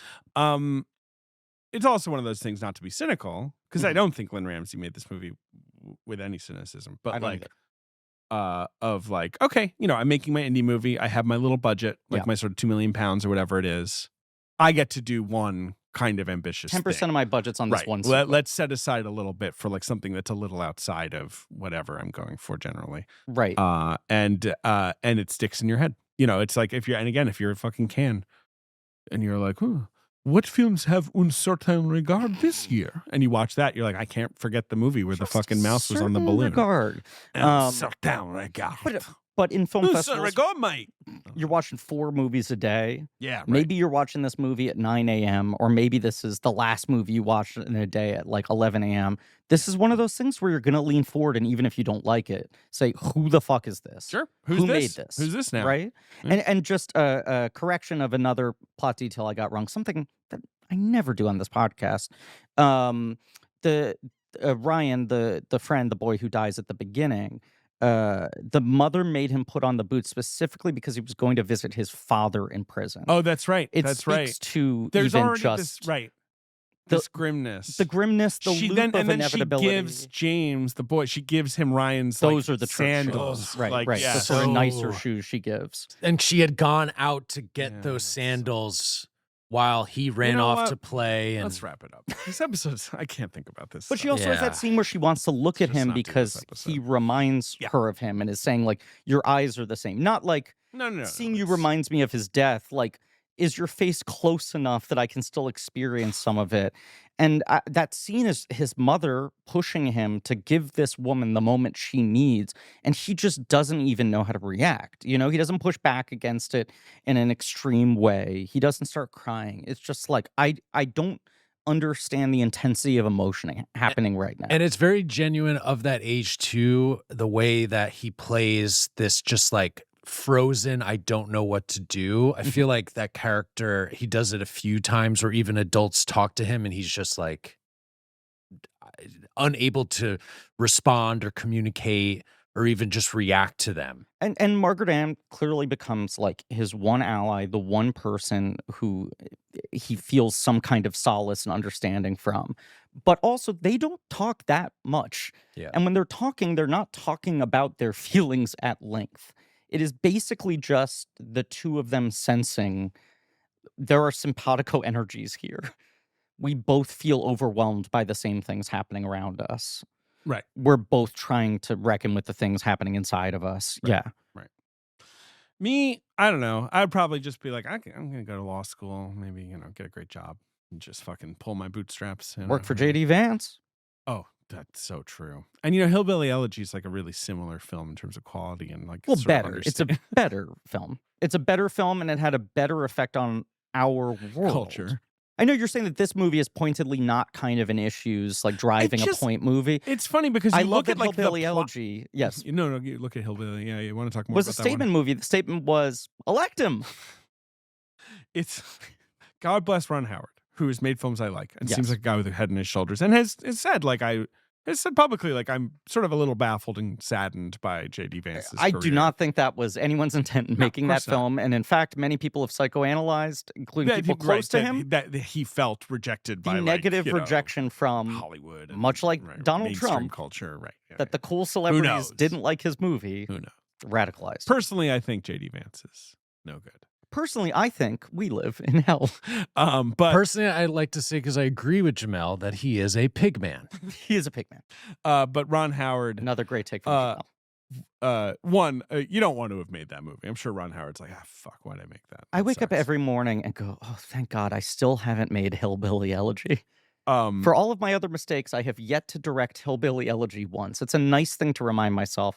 So I have empathy for Ron Howard in that position. Ron Howard post Rush, which is one of my favorite movies he's made, a film I really love, Yeah. the sports film Rush, One of the weirdest runs. has been on one of the weirdest fucking runs. It's crazy. It's not good. It's not No, bad. It's just it's kinda fucking bad. bizarre. It's kind I'm going to of read bad. it to you. Yeah. In the Heart of the Sea, whaling epic.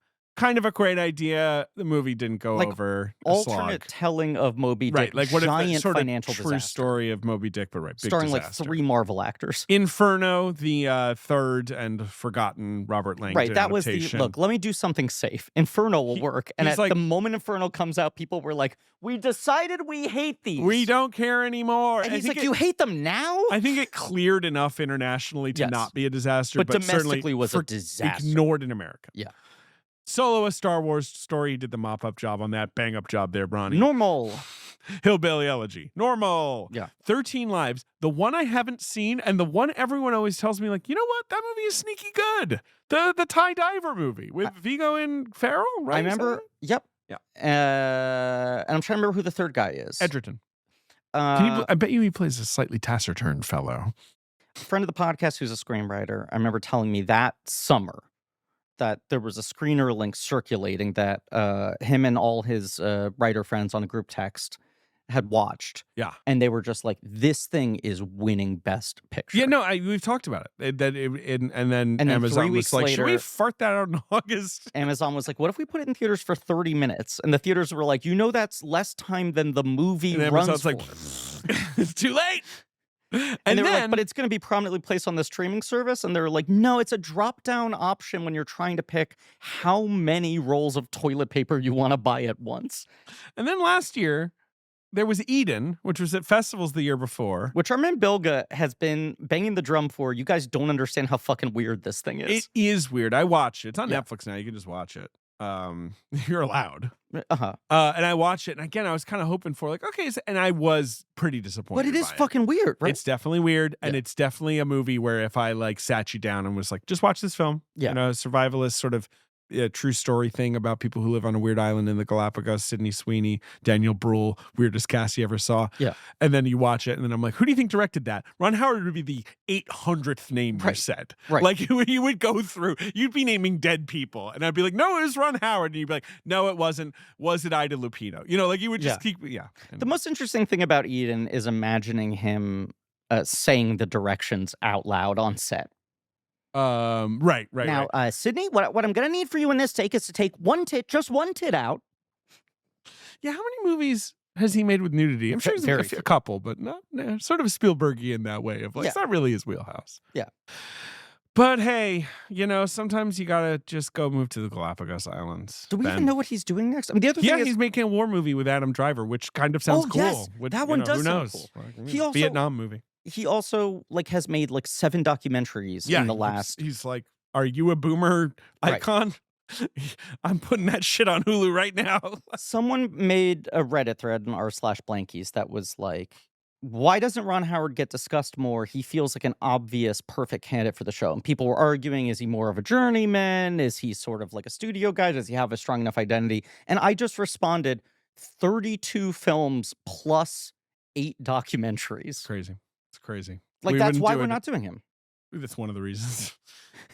But it's like, there are other reasons, but that one settles it. I'd have him on. If he wants to come on, have him great voice. Great voice. Remember, you guys might not know this. He was the voice of Arrested Development. Did you guys know that? Do you know what? Ben, you might have to cut this out. Ben's looking at me like I'm an asshole right now. Crazy. You might have to cut this out, Ben. Do you know that he was Opie on the Andy Griffith Show? They're right. Oh, it's one of Hollywood's best kept secrets. So, we're kind of done with the plot of Ratcatcher almost. I'm trying to think. It's not a plot movie. So, exactly. So he befriends this girl. He fucks around with the boys who are tough. He tries to find his balance in between staying on their good side and not becoming one of them. Which is interesting when you think about The Bone Temple, which is the other movie we'll be discussing today. We're doing back-to-back records. I watched these movies has a bit of that. Yeah. And then we're recording these 2 episodes back-to-back, and it is fascinating how much the movies echoed each other in a lot of ways. It is that sort of like turning point in a boy's life that both movies are really, really obsessed with. Yeah. This is an age where you are not mature enough yet to really have empathy. Yes. It makes me think of the Mulaney joke of where 13-year-olds are the meanest. Yes. It's the meanest age. The worst age. Yeah. They're smart enough to identify what you don't like about yourself, but not filled with shame enough yet to be quiet. Yes. Yes. Yeah. I've quoted an anonymous friend of mine who works in a field with children who always says, being a teenager should be a legally admissible defense for insanity in court. Kind of is. Their brains are just exploding. Yeah. And it's like a real fucking like, you're on a knife's edge figuring out how to be a good person, and so little influence in the wrong direction can really set you off. In a bad place. And also, these are lost kids. I mean, these kids are not latchkey kids, but it is kind of a like just go out and play. I don't see a single playground. I don't see a ball. No, they have garbage and a fucking river. Yeah, bank. But you're like they're circumstantial latchkey kids, right? Like I feel like the term latchkey kid is applied to like parents who do not engage, who do not lock in and pay enough attention with their children. And this is almost like a societal construct that is preventing children from being properly parented. I just want to say, as a former latchkey kid, it is also when your parents both have to work. Yeah. To make ends meet. Yes. But you're right. The notion of a latchkey that's kid an important correction. is gone. Like, it's like, that's just not acceptable anymore socially. And it's like, fuck, what was I just watching that was set in the early... Oh, no, I was just thinking about E.T., right? Which is like the... E.T. is the ultimate latchkey kid movie. But it's about the waning days of that era. Because then in, the late 80s, Eats and Pats, like stuff like that, it starts being like, well, you can't let your kid be by themselves. It's like, 10 p.m. Do you know where your children right. are? And so now it's like, no, your kid needs to be in an after-school program and your kid needs to be whatever. Like the latchkey kid goes away. And it's like the 70s and 80s are the sort of height of the latchkey kid, I feel like. Yeah. Yeah, I don't know. But it's more suburban thing, too. Like Yes. the little kid biking home from school. Like, I didn't do that shit. took the public transit in London. That's what I did. I took the bus from the age of 11. I took the bus as well because my parents didn't trust the subway. Right. Well, And they had the kind of like there was a year or two, sort of that era. specifically post 9/11, when there was so much concern that would be a target, where my parents would make me take the bus home. And I went to school on 81st Street and lived on 8th Street. Jesus. And it was just the worst bummer to, like, all my other friends lived close to the school and they'd be hanging out, and I could hang out for exactly 35 minutes before I was in the danger zone of the bus being slow enough that I'm back home past curfew, or for family dinner or whatever. Yep. Yeah. Anyway, eventually the garbage gets resolved. I mean, there's even like a shot with this garbage thing of like one of his sisters. She's sitting on the garbage, eating like something. It has basically become furniture. I want to correct myself. So, the Winter of Discontent, the famous Winter of Discontent, which is when Britain, which is still governed by a Labour government, James Callaghan's become the PM. Harold Wilson resigns. James Callaghan becomes PM. Like, tons of different unions go on strike. The TUC, which is the overarching union council, starts like fighting with the government a lot. And so like all kinds of things start fucking up sort of structurally in Britain. It's 1978, 1979. And that's famously the downfall of Labour, and Thatcher comes in for, and the Tories rule for 17 years. And everything was no problem perfect from those for the rest of fuckers. the time. Yeah. Yeah. But this is set in 75, and Glasgow had a 13-week dustman worker strike. Okay. So it's set during a very specific, labor action in Glasgow in the 70s. And I love this scene because what happens is the army comes in to clean up the garbage. And I like that Lynn, has some people being like, fuck you, this is a union town, this is a union country. And like they're berating the army for scabbing. And you have the one lady who's like, shut up, you do garbage, rubbish. And then some guy is like, shut up, you old hag-faced cow, or whatever. Like he's fucking lays into her. I just love all that little sweet color stuff. I also love that Lin Manuel we don't talk about Bruno. Is like, and I am throwing away my trash. The way you said Lin, it just put an emphasis on it, and I felt like I had to circle back to that. And he has the song about throwing away, and the movie's really about trash in a lot of ways. Legal action has been. He now owns Blank Check. In my defense, and has sold it. I am but a teenager. Okay, to the recycle bin. A little before the army stuff, we should talk about how Kenny, the weird Kenny's animal kid. Yes, Kenny's the kid who instigates all the drama and almost drowns. Himself, and his dad rescues him. Right, James's father rescues him. There's nearly a second incident. James's father becomes like the subway hero. Like in 30 Rock. Like he gets like a little burst of excitement from getting the kid out of the canal. And how does he celebrate, guys? Well, of course he buys a bottle of scotch and gets fucking blotto. Yeah. Shouldn't laugh. And we then have, it's not overly dramatic. It's very grounded, like everything. Movies are not self-serious. But he does, he hits his wife. It's terrible in front of the children. Yeah. It's just, this film is about people who are just kind of stuck in dead ends. Yeah. Right? This feeling of there is no other place to go. And this is what it is. And I guess this is also in there's the really lovely dance sequence that you referenced at the beginning of the episode. I think that's kind of in this, because then after they get into a fight, you see that they figure it out and dance together. The wife and the husband. There's nice stuff, there's nasty stuff. Yeah. Do you ever see Sweet 16, another Ken Loach film? No. Really good film, also set in Glasgow or around there. Also about like a teenage boy kind of dealing with whatever, life. That one I think is present day, 2002, same time. Good movie. It was just like living in Britain at the time. There's like the various strands of British movie. There's old ladies have tea in a village type movies, right? Like Mhm. when those will travel. Yeah. Like those get ported over to America. That's $20 million Samuel Goldwyn films Right. like, There's, immediately. Jane Austen, Charles Dickens, period stuff where people are like, oh, like, that's Mafia, happening. yeah. Or like, oh, the Vic. Oh. They always have that thing on their neck. The ruff? Yeah. I mean, that's a certain era, but yeah, they did do that for a while in Britain. You're like, maybe you should bring in a ruff.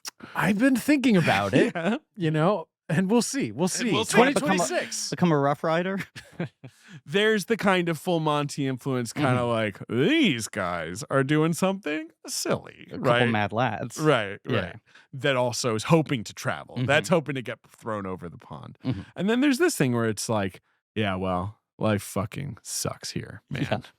You live in a council estate and someone's drunk and no one can understand anything anyone's saying. Everyone has lice. the lice Lot of stuff in lice. this. Did you guys ever have head lice? I did. Yeah, I did. And it's so, Yeah. I think I was 11 or maybe 10. I was in primary school. It was in Britain. Yeah. And it's still so visceral for me that Yeah. that feeling of like being in the bathroom and your mom like combing your hair out with a fucking metal comb Yeah. and like being like, look, and like you see all this shit. I and- like that he has the moment of they remove the lice and he's like, I won't say it. Yeah. Another visceral thing, and this is something you guys probably didn't deal with, but also ticks. I have a very visceral memory of That's a real, if you're playing outdoors thing. Yeah. My mom had Lyme disease that hit her really hard for a couple wow. of years where she was largely bedridden. So Yeah. the specter of ticks loomed large. And that's why I pursued the role on the TV show so aggressively so I could kind of take back the word and refocus the trauma into something real. Everything I just said is real. Go on, Ben. I just wanted to say, but the way that you get a tick off, at least this is how my dad did it, Match. is Yep. lit a match, Mhm. blow it out, and then they press it on the tick so it will release. Kind of similar to like a leech. You ever got a leech? Which only happens. To Well, those you kids who guys stand did by that, me. right? That's you bloodlet to yeah, treat Britain a still cold, a practices common cold. like a Tudor medicine too, where they're like, the problem is in your blood. We need all that blood out of your body Got right bad away. blood. And that's also why David so aggressively pursued a co-starring role on the TV series The Leech. So he could work through David, the that trauma. legal David's applauding and giving me 2 thumbs up. the legal documents are piling up. We're being sued by leeches. just those guys.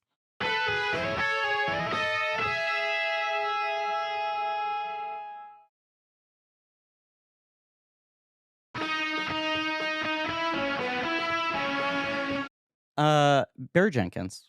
Sure. His Criterion Filmmaker. Closet video, which is Video pretty early on, and I feel like the closet being a thing. Sure. He like pulls out the Ratcatcher DVD, had not yet done the Blu-ray release, and says like, "This is the first Criterion that Barry Jenkins ever owned." Wow. Which I like that phrasing of it. And it is The third person, but he does point to it, and he kind of explains why it was like a seismic, life-changing experience when, I don't know, he got that film from his university library or a teacher handed it to him. But you see a lot of influence from this on Moonlight, I think. 100%. Just that start. The way Moonlight starts, where it's in those kind of abandoned houses in that neighborhood in Miami. In the cut. Yeah, absolutely. All God. Yes. It just feels like this movie's influence It's a is good- quietly larger. It's a good ass movie. Moonlight is pretty fucking terrific. PFG. I feel like, is it already starting to It's underrated. get a little It's forgotten? underrated. Yeah. Not forgotten. I just think it's underrated. I mean, and Barry fucking made a TV show that unfortunately no one saw. Right. Like, because of both it's a TV show, people struggle with that. And Followed by came a out Lion right in the King prequel pandemic. that unfortunately too many people saw. What is the show? The Underground Railroad. yeah. Which is very, very good. It's just like one of those things where it's like, it came out right in the pandemic was happening, early pandemic. And it, yeah. But it does make it feel like, I love Beale Street. I think it's incredible. Incredible. But then It's been a long like, time since Barry's kind of been at like the top of the combo. it feels like we're waiting for the next film in that run. And it's been 2 other things. No, Moonlight, I think, is one of the best American films ever made. It's so fucking cool that it won Best Picture. Crazy. We've talked about this before, but like the weirdness of that ceremony and how it all went down, I do think also tends to overshadow how crazy it is that it won Best Picture in a good way. You know, versus like Parasite having that same triumphant moment of like, oh my God, the good thing won. Yeah. But that just being like unimpeded by any drama. Yeah, there was a bit of drama with my two favorite Oscar wins of all time, Moonlight and King Richard. Honestly, Bill Simmons was doing the most rewatchable sports movies of the 21st century with Sean on the rewatchables. And he brought up King Richard. And they were both like, this movie would be a sort of like 100%. nicely remembered 3.5 star fun sports movie if he fucking hadn't slapped Unbelievably Chris watchable. Rock. Like, just like, it, you know, not like people would be like, wow, one of the great movies. People would just be like, oh, yeah. King Richard's all right. Absolute TNT classic. Yes. I remember saying to you, has any movie ever lost cultural value faster? Like within seconds, you mean? Yeah. Yes.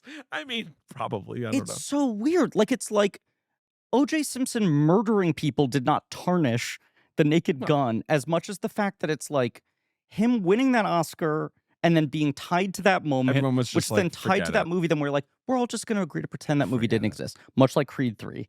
I know this is a point you made, Good but like movie. Creed 3 for like made like $300 million worldwide, and Sure 6 did. weeks later it was like, so we've all promised to never speak of this again. I love that movie. It's a very good movie, but a movie that also in another universe I could imagine myself rewatching all the time. And instead it feels like an intentional cue up. Yeah, maybe I should watch it. Should rewatch Creed 2 too, which isn't that good, but is a fun sports movie. Yeah, I remember Creed 2 being I like the ending a lot. functional. I like the ending a lot. And, I think Dolph just crushes it. I was going to say the Stallone Dolph restaurant Yes. scene. I like all that shit. I just love Dolph. I'm basically Dolph. always here for Dolph. Yeah. Maybe Remember I when he should was the watch some. king of Atlantis? Yeah, of course. I believe he was the king of a specific clan. He rode a seahorse. Yeah, he did. Beautiful flowing red hair. I'm well aware We that he used to did be that. a proper country. We used to be a proper sunken subcontinent. That's Yeah. Atlantis. You see that thing where James Wan was like, I could direct the Avatar sequels, Yeah, of course, we James, if talked you don't about want it on to. some episode, Yeah. Sure. Like, I want James Cameron directing Avatar sequels. That is the first person to throw their hat into the ring where I'm like, not a disaster. The thing with Kenny is he does sort of almost drown himself, but then late in the film, he just starts taunting James about how he killed Ryan. Yeah. In this sort of out of nowhere way. Truly Yes. poking the Bruce. And that yeah. provokes this sort of ambiguous thing at the end of like he sort of throws himself into the water. Yes. And then you see him happy and then you see him in the water and you're sort of like, sort of a Succession situation. Jeremy Strong floating in the pool there. Absolutely, which Yeah. I heard was normal to shoot. Yes, there's ambiguity of whether it is to some degree a fantasy sequence, him placing himself in the memory to process it in the other exactly. boys' ill-fitting Or is shoes. this him killing himself? I But guess. it's also like it's very dark. the imagery continues over the credits, but Yes. he is alive. He is alert. He Yes. is moving. His eyes are open. It is what makes it a little more fantastical, Well, feel a and then little less literal. It cuts to black and it says James will return in Avengers Doomsday. So I figured he was coming back. Yeah, he is Ratcatcher 1. DC owns Ratcatcher 2. My excitement level for Doomsday is pretty low, but I will say, I What think about that one trailer where Captain America tried to sell you Cialis? I think giving us That's what it looks like. Blank will return in Avengers Doomsday. Yeah. I know that's a thing that's You think that's existed since funny? James Bond, It has, right? right, of course. But there's something about the self-importance of those trailers versus how unexciting they are. An ending. It's also just like where they're like Thor will return, and I'm like, likely place for him to be. Yeah. An Avengers movie. You're fucking shitting. Yeah, me. you want me to what? Just like call, like, should I have a town meeting to Yeah. tell them Thor's in an Avenger movie? Greta Garbo will return in Oh. Avengers Doomsday. You have my interest. Right. The Polar Express will return? Long retired, even longer dead. Uh-oh. That would get my... Your nose is bleeding? Happens sometimes. Do you need tissues? We'll see. It's just a little. This is interesting. Happens sometimes. I think Blank will return in Avengers Doomsday is Makes really sense. valuable for the culture. I also think, much like Moonlight, in this analogy, blank will return in Avengers Doomsday is Parasite. And we're forgetting that just a little bit earlier, much like Moonlight, we were introduced to the chairs. I know. And I think the chairs have to come back. You want him to do more chairs? I think the chairs are one of the most valuable bit formats we have. But do you think in the Blank movie Will sphere. Return has replaced the chairs? I think a little bit. And it might just be that we're in a moment of people being so excited by Blank Will Return. And X-Men thing. We'll loop back around to the chairs. It's not just that they're like, oh, Patrick Stewart will finally send off Professor X. I'm like, he's fucking died on screen as Professor. 3 times. Literally, like already They 3 keep times. doing Maybe it. 4. Yeah. But it's just also that the trailer is like Magneto and Professor X being like, death comes for us all. And I'm like, yeah, you fucking should know it comes for you all. It comes for you every 5 minutes. It came for you in a film directed by Brett Ratner. That's how long ago it came for you. Brett Ratner was the choice to direct it. But this time, they're going to communicate this to each other while playing chess. That's something you've never seen in an X-Men movie before. Because it's like, he dies in X-Men The Last Stand. He gets exploded. Professor X? Yeah. And then spoilers for X-Men The Last Stand. At the end, he returns in someone else's body. His consciousness is transferred over. Don't worry about it. Yeah. And then he... then we go to First Class. So then we're dealing with younger prequel, Charles. Sure. But then he died. He doesn't die. I checked in Days of Future Past. It's like a bullet or an energy ray is about to hit him when like time is stopped. But he's almost dead. But in Future Past, somehow he got his old body back. They do not address it. He's still alive. They do not address it at all. We know he beat death the first time by moving to a guy in a comatose state. They don't fucking address it. Don't worry about it.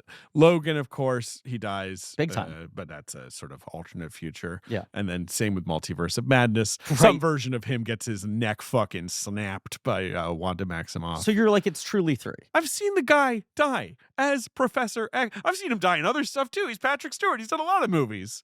I watched him die on stage once. It is. He was playing fucking Macbeth. It is so funny that Logan, they were just like, look, the stakes are this time, we're actually ending it for good. Farewell. They're going to die and they're going to stay dead because let's face it, these actors are getting old. They don't want to keep playing these characters. And you're like, they brought back both of those guys multiple times. Patrick Stewart They've killed them again. 85. That is old. But his buns are the best. McKellen is 86 and he's getting on stage being like, I'll do Gandalf one more time. And I'm like, bitch, chill out. Sit down. Take a rest. Didn't he do a play in the West End where he like had like a serious leg injury? He banged himself up in some way because he's fucking old. Right. I'm not saying he doesn't. I'm not saying like retire, bitch. Like it's fine, do what you want, but it's just, manage your health, sir. I just like that. Ben, do you know they're making a film called Lord of the Rings: The Hunt for Gollum. The Hunt for Gollum. They find him in Lord of the Rings. You can watch those. I have not heard about this. This is a movie that takes place in like a 1-inch margin between stories we've already told. I think it's nominally between the Hobbits and the Lords of the Rings. Yes, but we understand exactly what Gollum was doing right before this and right after they this. tell you. Right? There's like a monologue that tells you. You'll never believe who's directing this movie. Why, Andy Serkis, of course, the actor who portrays the role of Gollum, which basically seems like it was the only way that they could get Peter Jackson to sign off and approve on another Middle-earth thing. That's sort of like with his aesthetic will be kind of borrowed or whatever. And that he'll give it like the stamp of approval. And like versus McKellen's War in for it, the Raheem Elijah and Wood's going the to show Amazon up. series, he's been like, don't fucking associate that shit with me. Why wouldn't he want to be associated with the Rings of Power? Stick. One of the most electrifying fucking shows ever made. But his buddy Andy Serkis, he's like, this is a nice opportunity for him. They start announcing maybe some of the other actors return. You're like, huh, it has been over 25 years. Then recently, story comes back.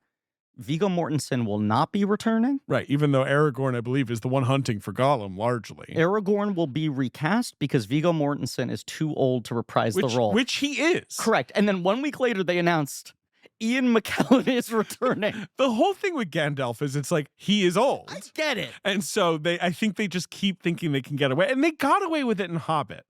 The thing he admitted even recently. that was 15 years ago. It was a while ago. It was 10. About 10 years ago. Wow. Yeah. Maybe a little more. Maybe He admitted 15. recently, he was giving some interview about Lord of the Rings. Because I guess it's Well, no, it's not even an anniversary. It was the 25th It's just every anniversary. year, the Christmas, No, it's the everyone 25th watches it. anniversary this year of Fellowship, right? Oh, yes, it will be Yeah, 25 in December. Yeah. And he gave some interview where he was like, the third scene I shot is saying goodbye to Frodo. Like, because of the way those movies worked. And I was saying to Peter Jackson, like, what are my emotions? I haven't done anything with this guy yet. Jackson was like, you feel sad. Like, you're saying goodbye to an old friend. He's like, okay. And he's like, you watch that scene, you're seeing a blank face, man. I had nothing. It's good acting, though. It's good acting. The Hobbit: An Unexpected Journey came out December 2012. 12. Okay. It's 12, 13, 14. The reason they're making The Hunt for Gollum is you look up the fucking grosses of those movies that are universally ignored. No one talks about them. They're like billion. There was a perfunctory $1 billion every. I described those movies as ultimate jury duty cinema. We gotta do. We got to do it. We got to do it. But yes, anyway, there's going to be this ungodly Gollum movie in which some of the actors return, some of them don't, some of them are de-aged, some of them are recast. Like, you're going to have like waxy de-aged Orlando Bloom standing next to some new guy playing Aragorn. Because Orlando Bloom, he'll put the ears on for anything. They were like, this movie's called Legolas Takes a Shit. He's like, put the ears on. I think he's had them surgically welded on. I think other movies have to shave them down. Right, exactly. Yeah, he has to take them off to do another episode of Easy. Interesting that we're talking about Peter Jackson, who of course took a job from Lynne Ramsay to make The Lovely Bones. I mean, he didn't steal. Are you familiar with The Lovely Bones, Bones, Ben? I'm not. So The Lovely Bones is a best-selling novel, Ben, written in the early 2000s by Alice Sebold, that was a big hit. It is about a young girl who is murdered by a child sexual predator. Jesus. And she, in the afterlife, it gets worse, is trying to solve her own murder and communicate with her parents from the beyond.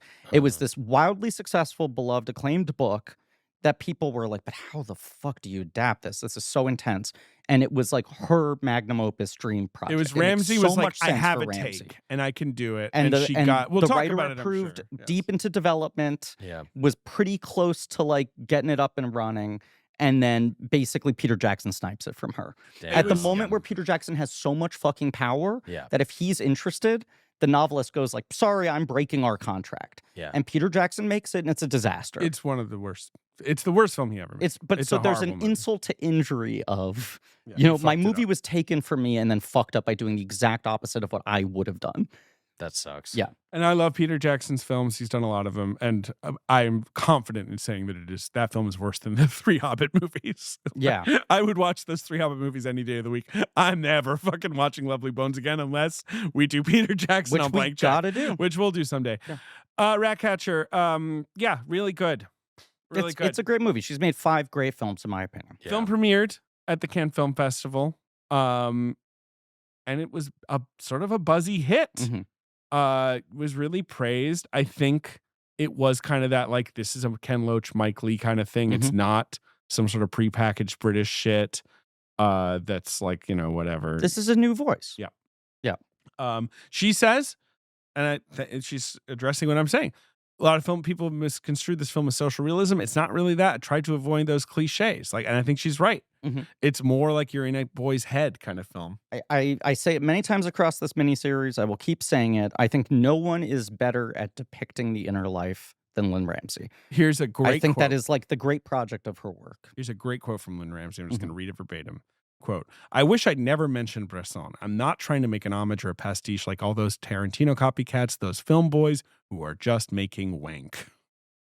Mouchette, Ben, is, in my opinion, probably one of the 10 greatest films ever made. If I were handed a Sight and Sound ballot, if Sight and Sound starts sucking ass and they handed me a ballot, it would be in my 10, no question. And it's a little parallel to this in that is about like a young French girl in a small country town who is just faced with indignity after indignity. It's a tough watch. And it's kind of her stoic suffering across this. But they are wildly different movies. Oh, yeah, definitely. Wildly. Got it. Film came out, made about $1 million, came out in Britain in 99, came out in America about a year later into like October 2000. And we are going to do the box office game for October 13th. 2000, Griffin. Okay, This so film Ratcatcher's opened- number one. It opens to 15. Yeah, no. This film opened on 2 screens and made $10,000. I'd love to know which screens, honestly. What New York Indie Theater had it or whatever. Yeah. It's like an Um, Angelica. possibly. It was Yeah. a long time ago. Number 1 at the box office, Griffin. I'm sorry, give me the date again. October 13th, 2000. Number 1 at the box office is holdover. It was last week's number 1 as well. It's a comedy. It's a comedy. Hit comedy. It's a hit comedy in October 2000. 2000. So, Bill Clinton's still president. 9/11 hasn't happened. How long has it been held over? This is its second week.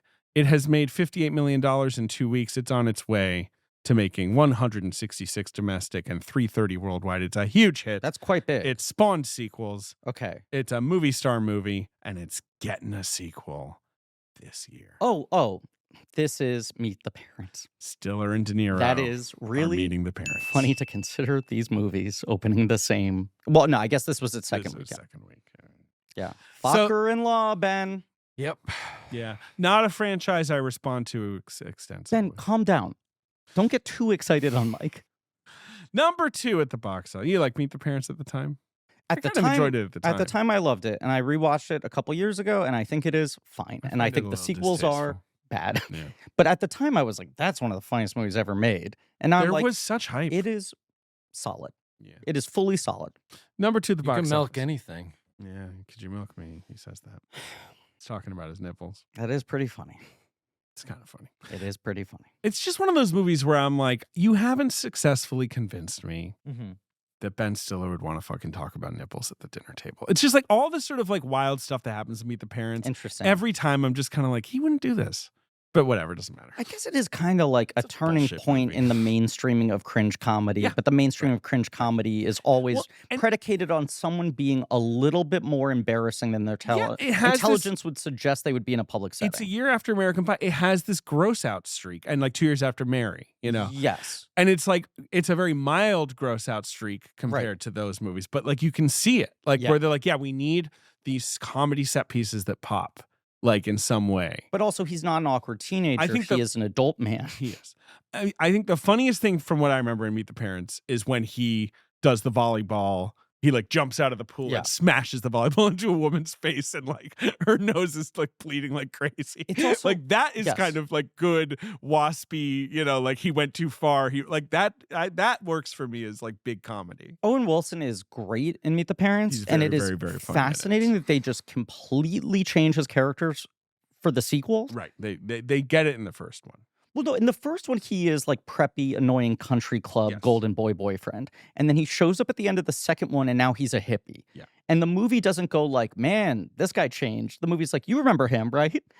It's like a mass psychosis thing. Right. And then the third one, he's like a co-lead, and it's all about how he's like au natural. Right. Anyway, Fokker-in-law. Number 2 at the box office is a sports film. Remember the Titans? That's right. Quite a big hit. Boaz Yatkins, Remember the Titans, a pretty watchable movie. I want to Made say 115 domestic. Denzel I Washington want is to the say star. that was maybe Denzel's first $100 million movie. I remember that kind of being trumpeted. Well, no, because Can't be Pelican Brief. Can't be true. Yeah. But let's see. Let's just see what Denzel's sort of like domestic takes were in the 90s. Because he was a very consistent, He was. successful actor, but I feel like his movies tended to It make was like a 70, 80, 50, less 60. than that. Yeah. But, the Pelican Brief made around 100. Okay. Yeah. And this was the second. Yeah. So it's just 2. Yeah. And of course, the Pelican Brief had the the Julia Roberts bump. Right. Number 3 at the box office. Now, this is why this is a crazy box office weekend. There's 3 new movies. Oh, wow. Okay. So number 3 is All opening below the holdover. Yeah. So Yeah. and I should say, Meet the Parents is 21 mil. Remember the Titans 13. Mhm. So those are holdovers. Number 3, opening to 7.9 million. It's a horror film. Forgotten. Only memorable for who the director is. It's a first film from a Interesting. director who I don't think ever worked as a director again, but is a legendary cinematographer.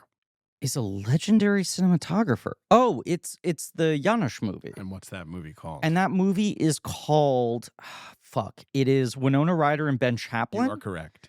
It is the third in 3 movies in 3 years, or 2 years even, Yeah.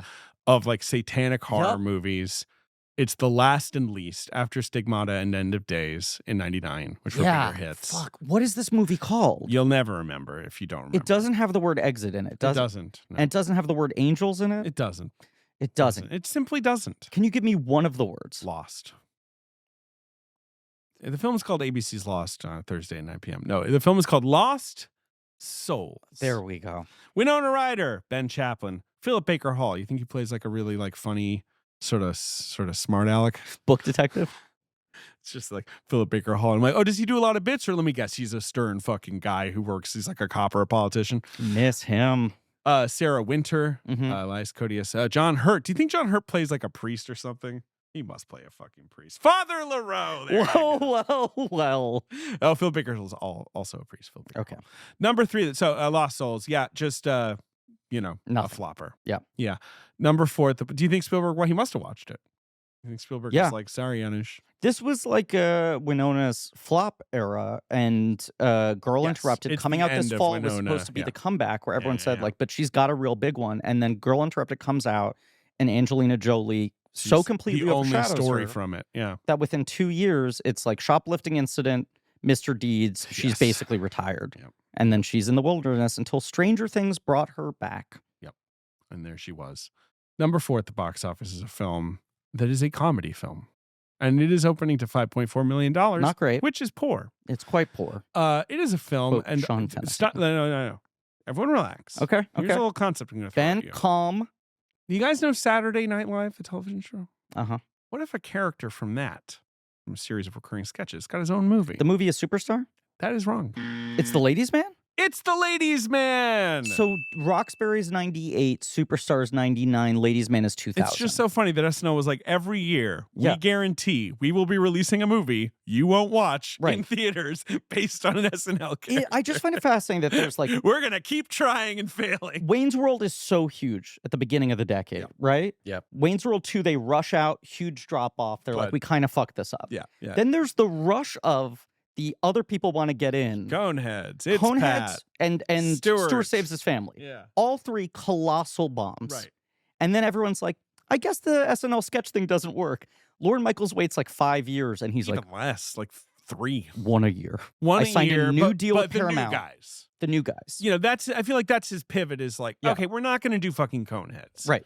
But why not have, like it's the launching pad for cast. the new ones. Yeah. The most fascinating thing about those movies to me, it's 3 films in 3 successive years. Yeah. And all 3 of them are Will Ferrell as the second lead. Right. Like Ferrell is the reliable glue guy. He did not identify that Ferrell is the leading man. He didn't. And then like Zoolander. You're like, it's a Catan movie with Ferrell support. It's a Molly Shannon movie with Ferrell support. It is a Tim Meadows movie where Ferrell's the villain. Yeah. And then have you seen The Ladies' Man? I don't think I've ever seen it in full. Reginald Hudlin. Reggie Hudlin. I actually like that film. Yeah. It always seemed to me like a pretty inoffensive thing, but it was obviously a big flop. I think it's interesting, and I think it's got some like character to it. It doesn't totally work. Ferrell is, you might be surprised to hear, very funny in it. Pops in it. And Tim Meadows, one of our favorite people. Love Tim Meadows. To this day. Yeah. Superstar's the one I struggle with. It's Bruce McCullough directed it. Have not seen since. It's like very strange and sad. Yeah. Oh, it's like it's vague Ratcatcher vibes. Number 5 at the box office, opening to $5.3 million. It's going to go on to make 22. Okay. Which basically is its budget. And it's going to go on to get 2 Oscar nominations. Okay. So it's sort of like a soft success, but I think they were hoping for a bigger success. Is it an American film? It's an American political drama. Sort of like a quasi-thriller kind of drama. It's not The Contender, is it? It sure is. Rod Murray's The Contender, starring Joan Allen and Gary Oldman and Jeff Bridges. In my memory, because it connected with Oscar voters, I thought that film opened later in the year and made more money. It was not. It was kind of like a mild flop. Interesting. And honestly, and an early DreamWorks. It got kind of like middling reviews. And it was just and Gary Oldman's obviously one of the big acting plays from it. That And was he the didn't thing. get the nom. He got like a SAG nom. But there was this whole and they press were like, he controversy. didn't get it because he's right wing. Like, he's being canceled for his No, beliefs. do you No, know? remind me. It was more intense than that. He like wrote an Yeah, he wrote an op-ed op-ed, disowning the film that he produced and developed, and then brought Rod Lurie onto because he thought the film was going to be more even-handed. Right. And he is like a thunderous anti-abortion villain. Right. He's like the fucking Speaker of the House or whatever he is Yeah, in that. and you he's know, like, this movie has an axe to grind, and and it's this like is a not witch what I hunt wanted. movie. Like, it's Right. about him like dragging this woman over the coals for a sex scandal. And But like, he basically you know. was like, I want to divorce my work from this movie, was getting precursor noms, He and then got it a was SAG nom. a No, big surprise. I take it back. He didn't. Did he get a Globe nom? He got no, he did get a SAG nom. Yeah, Sorry, there we go. The SAG nom. I is what he got. distinctly remember that it was seen as a big surprise Yeah, that he didn't get that Bridges got in over him because Bridges. Well, Bridges got every precursor nom. He did? He Okay. did. He They did. So they put both of them in Mhm. at SAG? Yeah. Wow. And Bridges is, in my opinion, the reason to watch that movie. He's utterly incredible in it. Everything else about that movie is stupid rock brain shit. It is a dumb fucking movie. Obama has often cited Barack the Dwayne Barack Obama. yeah, right. Barack. What was the joke? Oh, the Rock Obama. Right? It was Dwayne Barack Obama. Yeah, sure. Um, He says like that's what being president is like. Like you get he to have a has said sandwich that's every his time. favorite depiction of a president in movies. It's his favorite fictional president. And if you watch that movie, you're like, Obama kind of was doing a Jeff Bridges impression. You could see that movie hidden when Obama's in his mid-20s. And that's sort of becoming the archetype in his mind of here's how I'd love to communicate to the public. Others in the top 10. The re-release of The Exorcist. Just like your opinion, man? Sure. I felt like I had to do some joke I thought like that was fine. I thought that was good. Rug really tied the room together. Obama, remember him? Funny. Number 6 at the box office is the version you've never seen version of The Exorcist. Oh, yeah. Spider Walk. Which was a big hit. With big re-release. Number 7, doing great. Opening new this week is Robert Altman's Dr. T and the Women, which is kind of like, is that the last before Gosford Park, or is there one more? It has to be the last, right? Cookie's Fortune is before this. I think Cookie's Fortune is the year before, yes. Yeah. So Gosford Park is the year after. It right. felt like he had just officially run through the end of his goodwill Right. from the player and shortcuts. I remember that's a movie that I've read defenses of, right? Like, Yeah. largely it's a bit forgotten. Yeah. But I remember at the time as a budding cinephile, like Yeah. I sort of knew who Altman was. I probably hadn't seen much Altman and yet. had an insane cast. It has this crazy cast. Yeah. And I just remember the reviews were universally like, fucking, what's the matter with you? Fuck I'm here you. for you. I want to support you. Yeah. Why are you doing this to me? Doing this again, like there was a feeling of like, Altman, can you truly not go You 5 came years back. without crashing out? Like, it's like shortcuts, the player. You were back. You were what back. have you been up to? We'll grant you one pret-a-porter. Not 6. Fucking what? And now everyone tries to, basically, there's someone to reclaim any Altman movie. Yeah. Like if you hunt around, there's someone who's like, Kansas City is my, awesome. My favorite movie of all Cookie's time is a Fortune's movie good. that many people have said is Brewster. indefensible. Right. But yes, that was no. I just remember critics at the time, and then Gosford Park coming out. They were like, "Thank you. Yeah. I told you could do that. We all like this one." He is my favorite filmmaker of all time. Yeah. I think it is silly to act like all of his movies are good. He's made bad movies. Yeah, and your opinion can vary on which ones are bad, but it is impossible to like all of his films. He has made movies. I would say it's scientifically just- impossible. There's a lot of movies of his, I feel like, where you're like, this just didn't work. You mixed a bunch of shit together, you Yep. put it in the oven, and you didn't make brownies.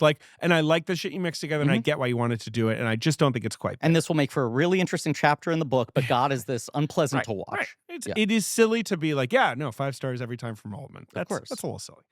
Yeah. Number 8 Dr. is T and the women in this economy. Sorry, I had to make that joke. Go on, please. Number 8 I apologize. is the Sylvester Stallone remake of Get Carter, which essentially is the end of his career as a screen actor for Yep. a while. Certainly on a studio level. Yep. Number 9 is Almost Famous, which was, A flop. as we've talked about, I think on that episode way back when, an underperformer. Like after Jerry Maguire, even though it was critically beloved and got awards and shit, Mhm. was kind of a weird bomb. Yeah. They released it in like late August or early September. They were being It was a dumb. September release. They were being dumb. And number 10 is Best in Show, which is expanding. Yeah. And has only made 3 million, but is going to make close to 20. So it's sort of like a quiet little indie A true sleeper hit. hit. Yeah, because Guffman, didn't really break out, and Best in Show did. Yeah. So we're gonna wrap it up with Ratcatcher. Mhm. But Lynne Ramsay for the next 5 weeks. Enjoy that, you crazy fuckers. We got Morven Caller next week with the Mother of Blankies. Emily Yoshida, the way you said it just might have been a little hard to The parse. Mother of Blankies. Emily Yoshida coming on to talk about Morven Caller, one of her favorite favorite defining movies of her life. And one of my People have faves. asked why it had been so long since Yoshida on main feed, and the answer is we've been waiting for this. We've had this in the hopper. Yeah, I mean, also Emily lives in LA. It's a little harder to just throw her on anything. And yeah, we knew we were going to do this. We were like, you're doing more. We knew we were going to do this. We had 2 long-ass miniseries in 2025. But yes, we've recorded the episode. It's a tremendous amount of fun. It was so good to get back in the ring with Mama. Thank you all for listening. Please remember to rate, review, and subscribe.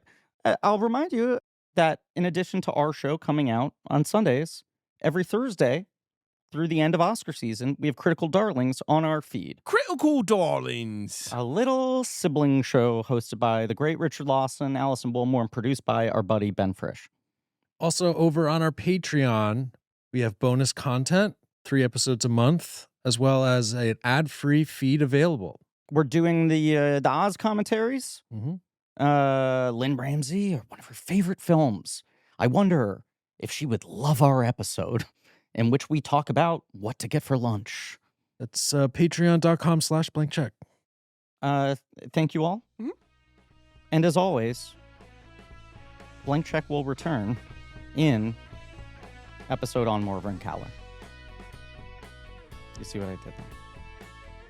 Do you want to hear the PGA nomination? Please.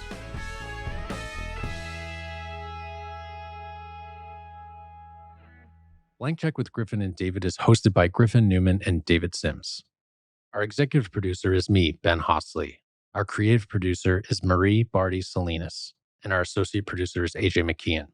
This show is mixed and edited by AJ McKeon and Alan Smithy. Research by JJ Birch. Our theme song is by Lane Montgomery and the Great American Novel, with additional music by Alex Mitchell. Artwork by Joe Bowen, Ollie Moss, and Pat Reynolds. Our production assistant is Minnick. Special thanks to David Cho, Jordan Fish, and Nate Patterson for their production help. Head over to blankcheckpod.com for links to all of the real nerdy shit. Join our Patreon, Blank Check Special Features, for exclusive franchise commentaries and bonus episodes. Follow us on social at Blank Check Pod. Subscribe to our weekly newsletter, Checkbook, on Substack. This podcast is created and produced by Blank Check Productions.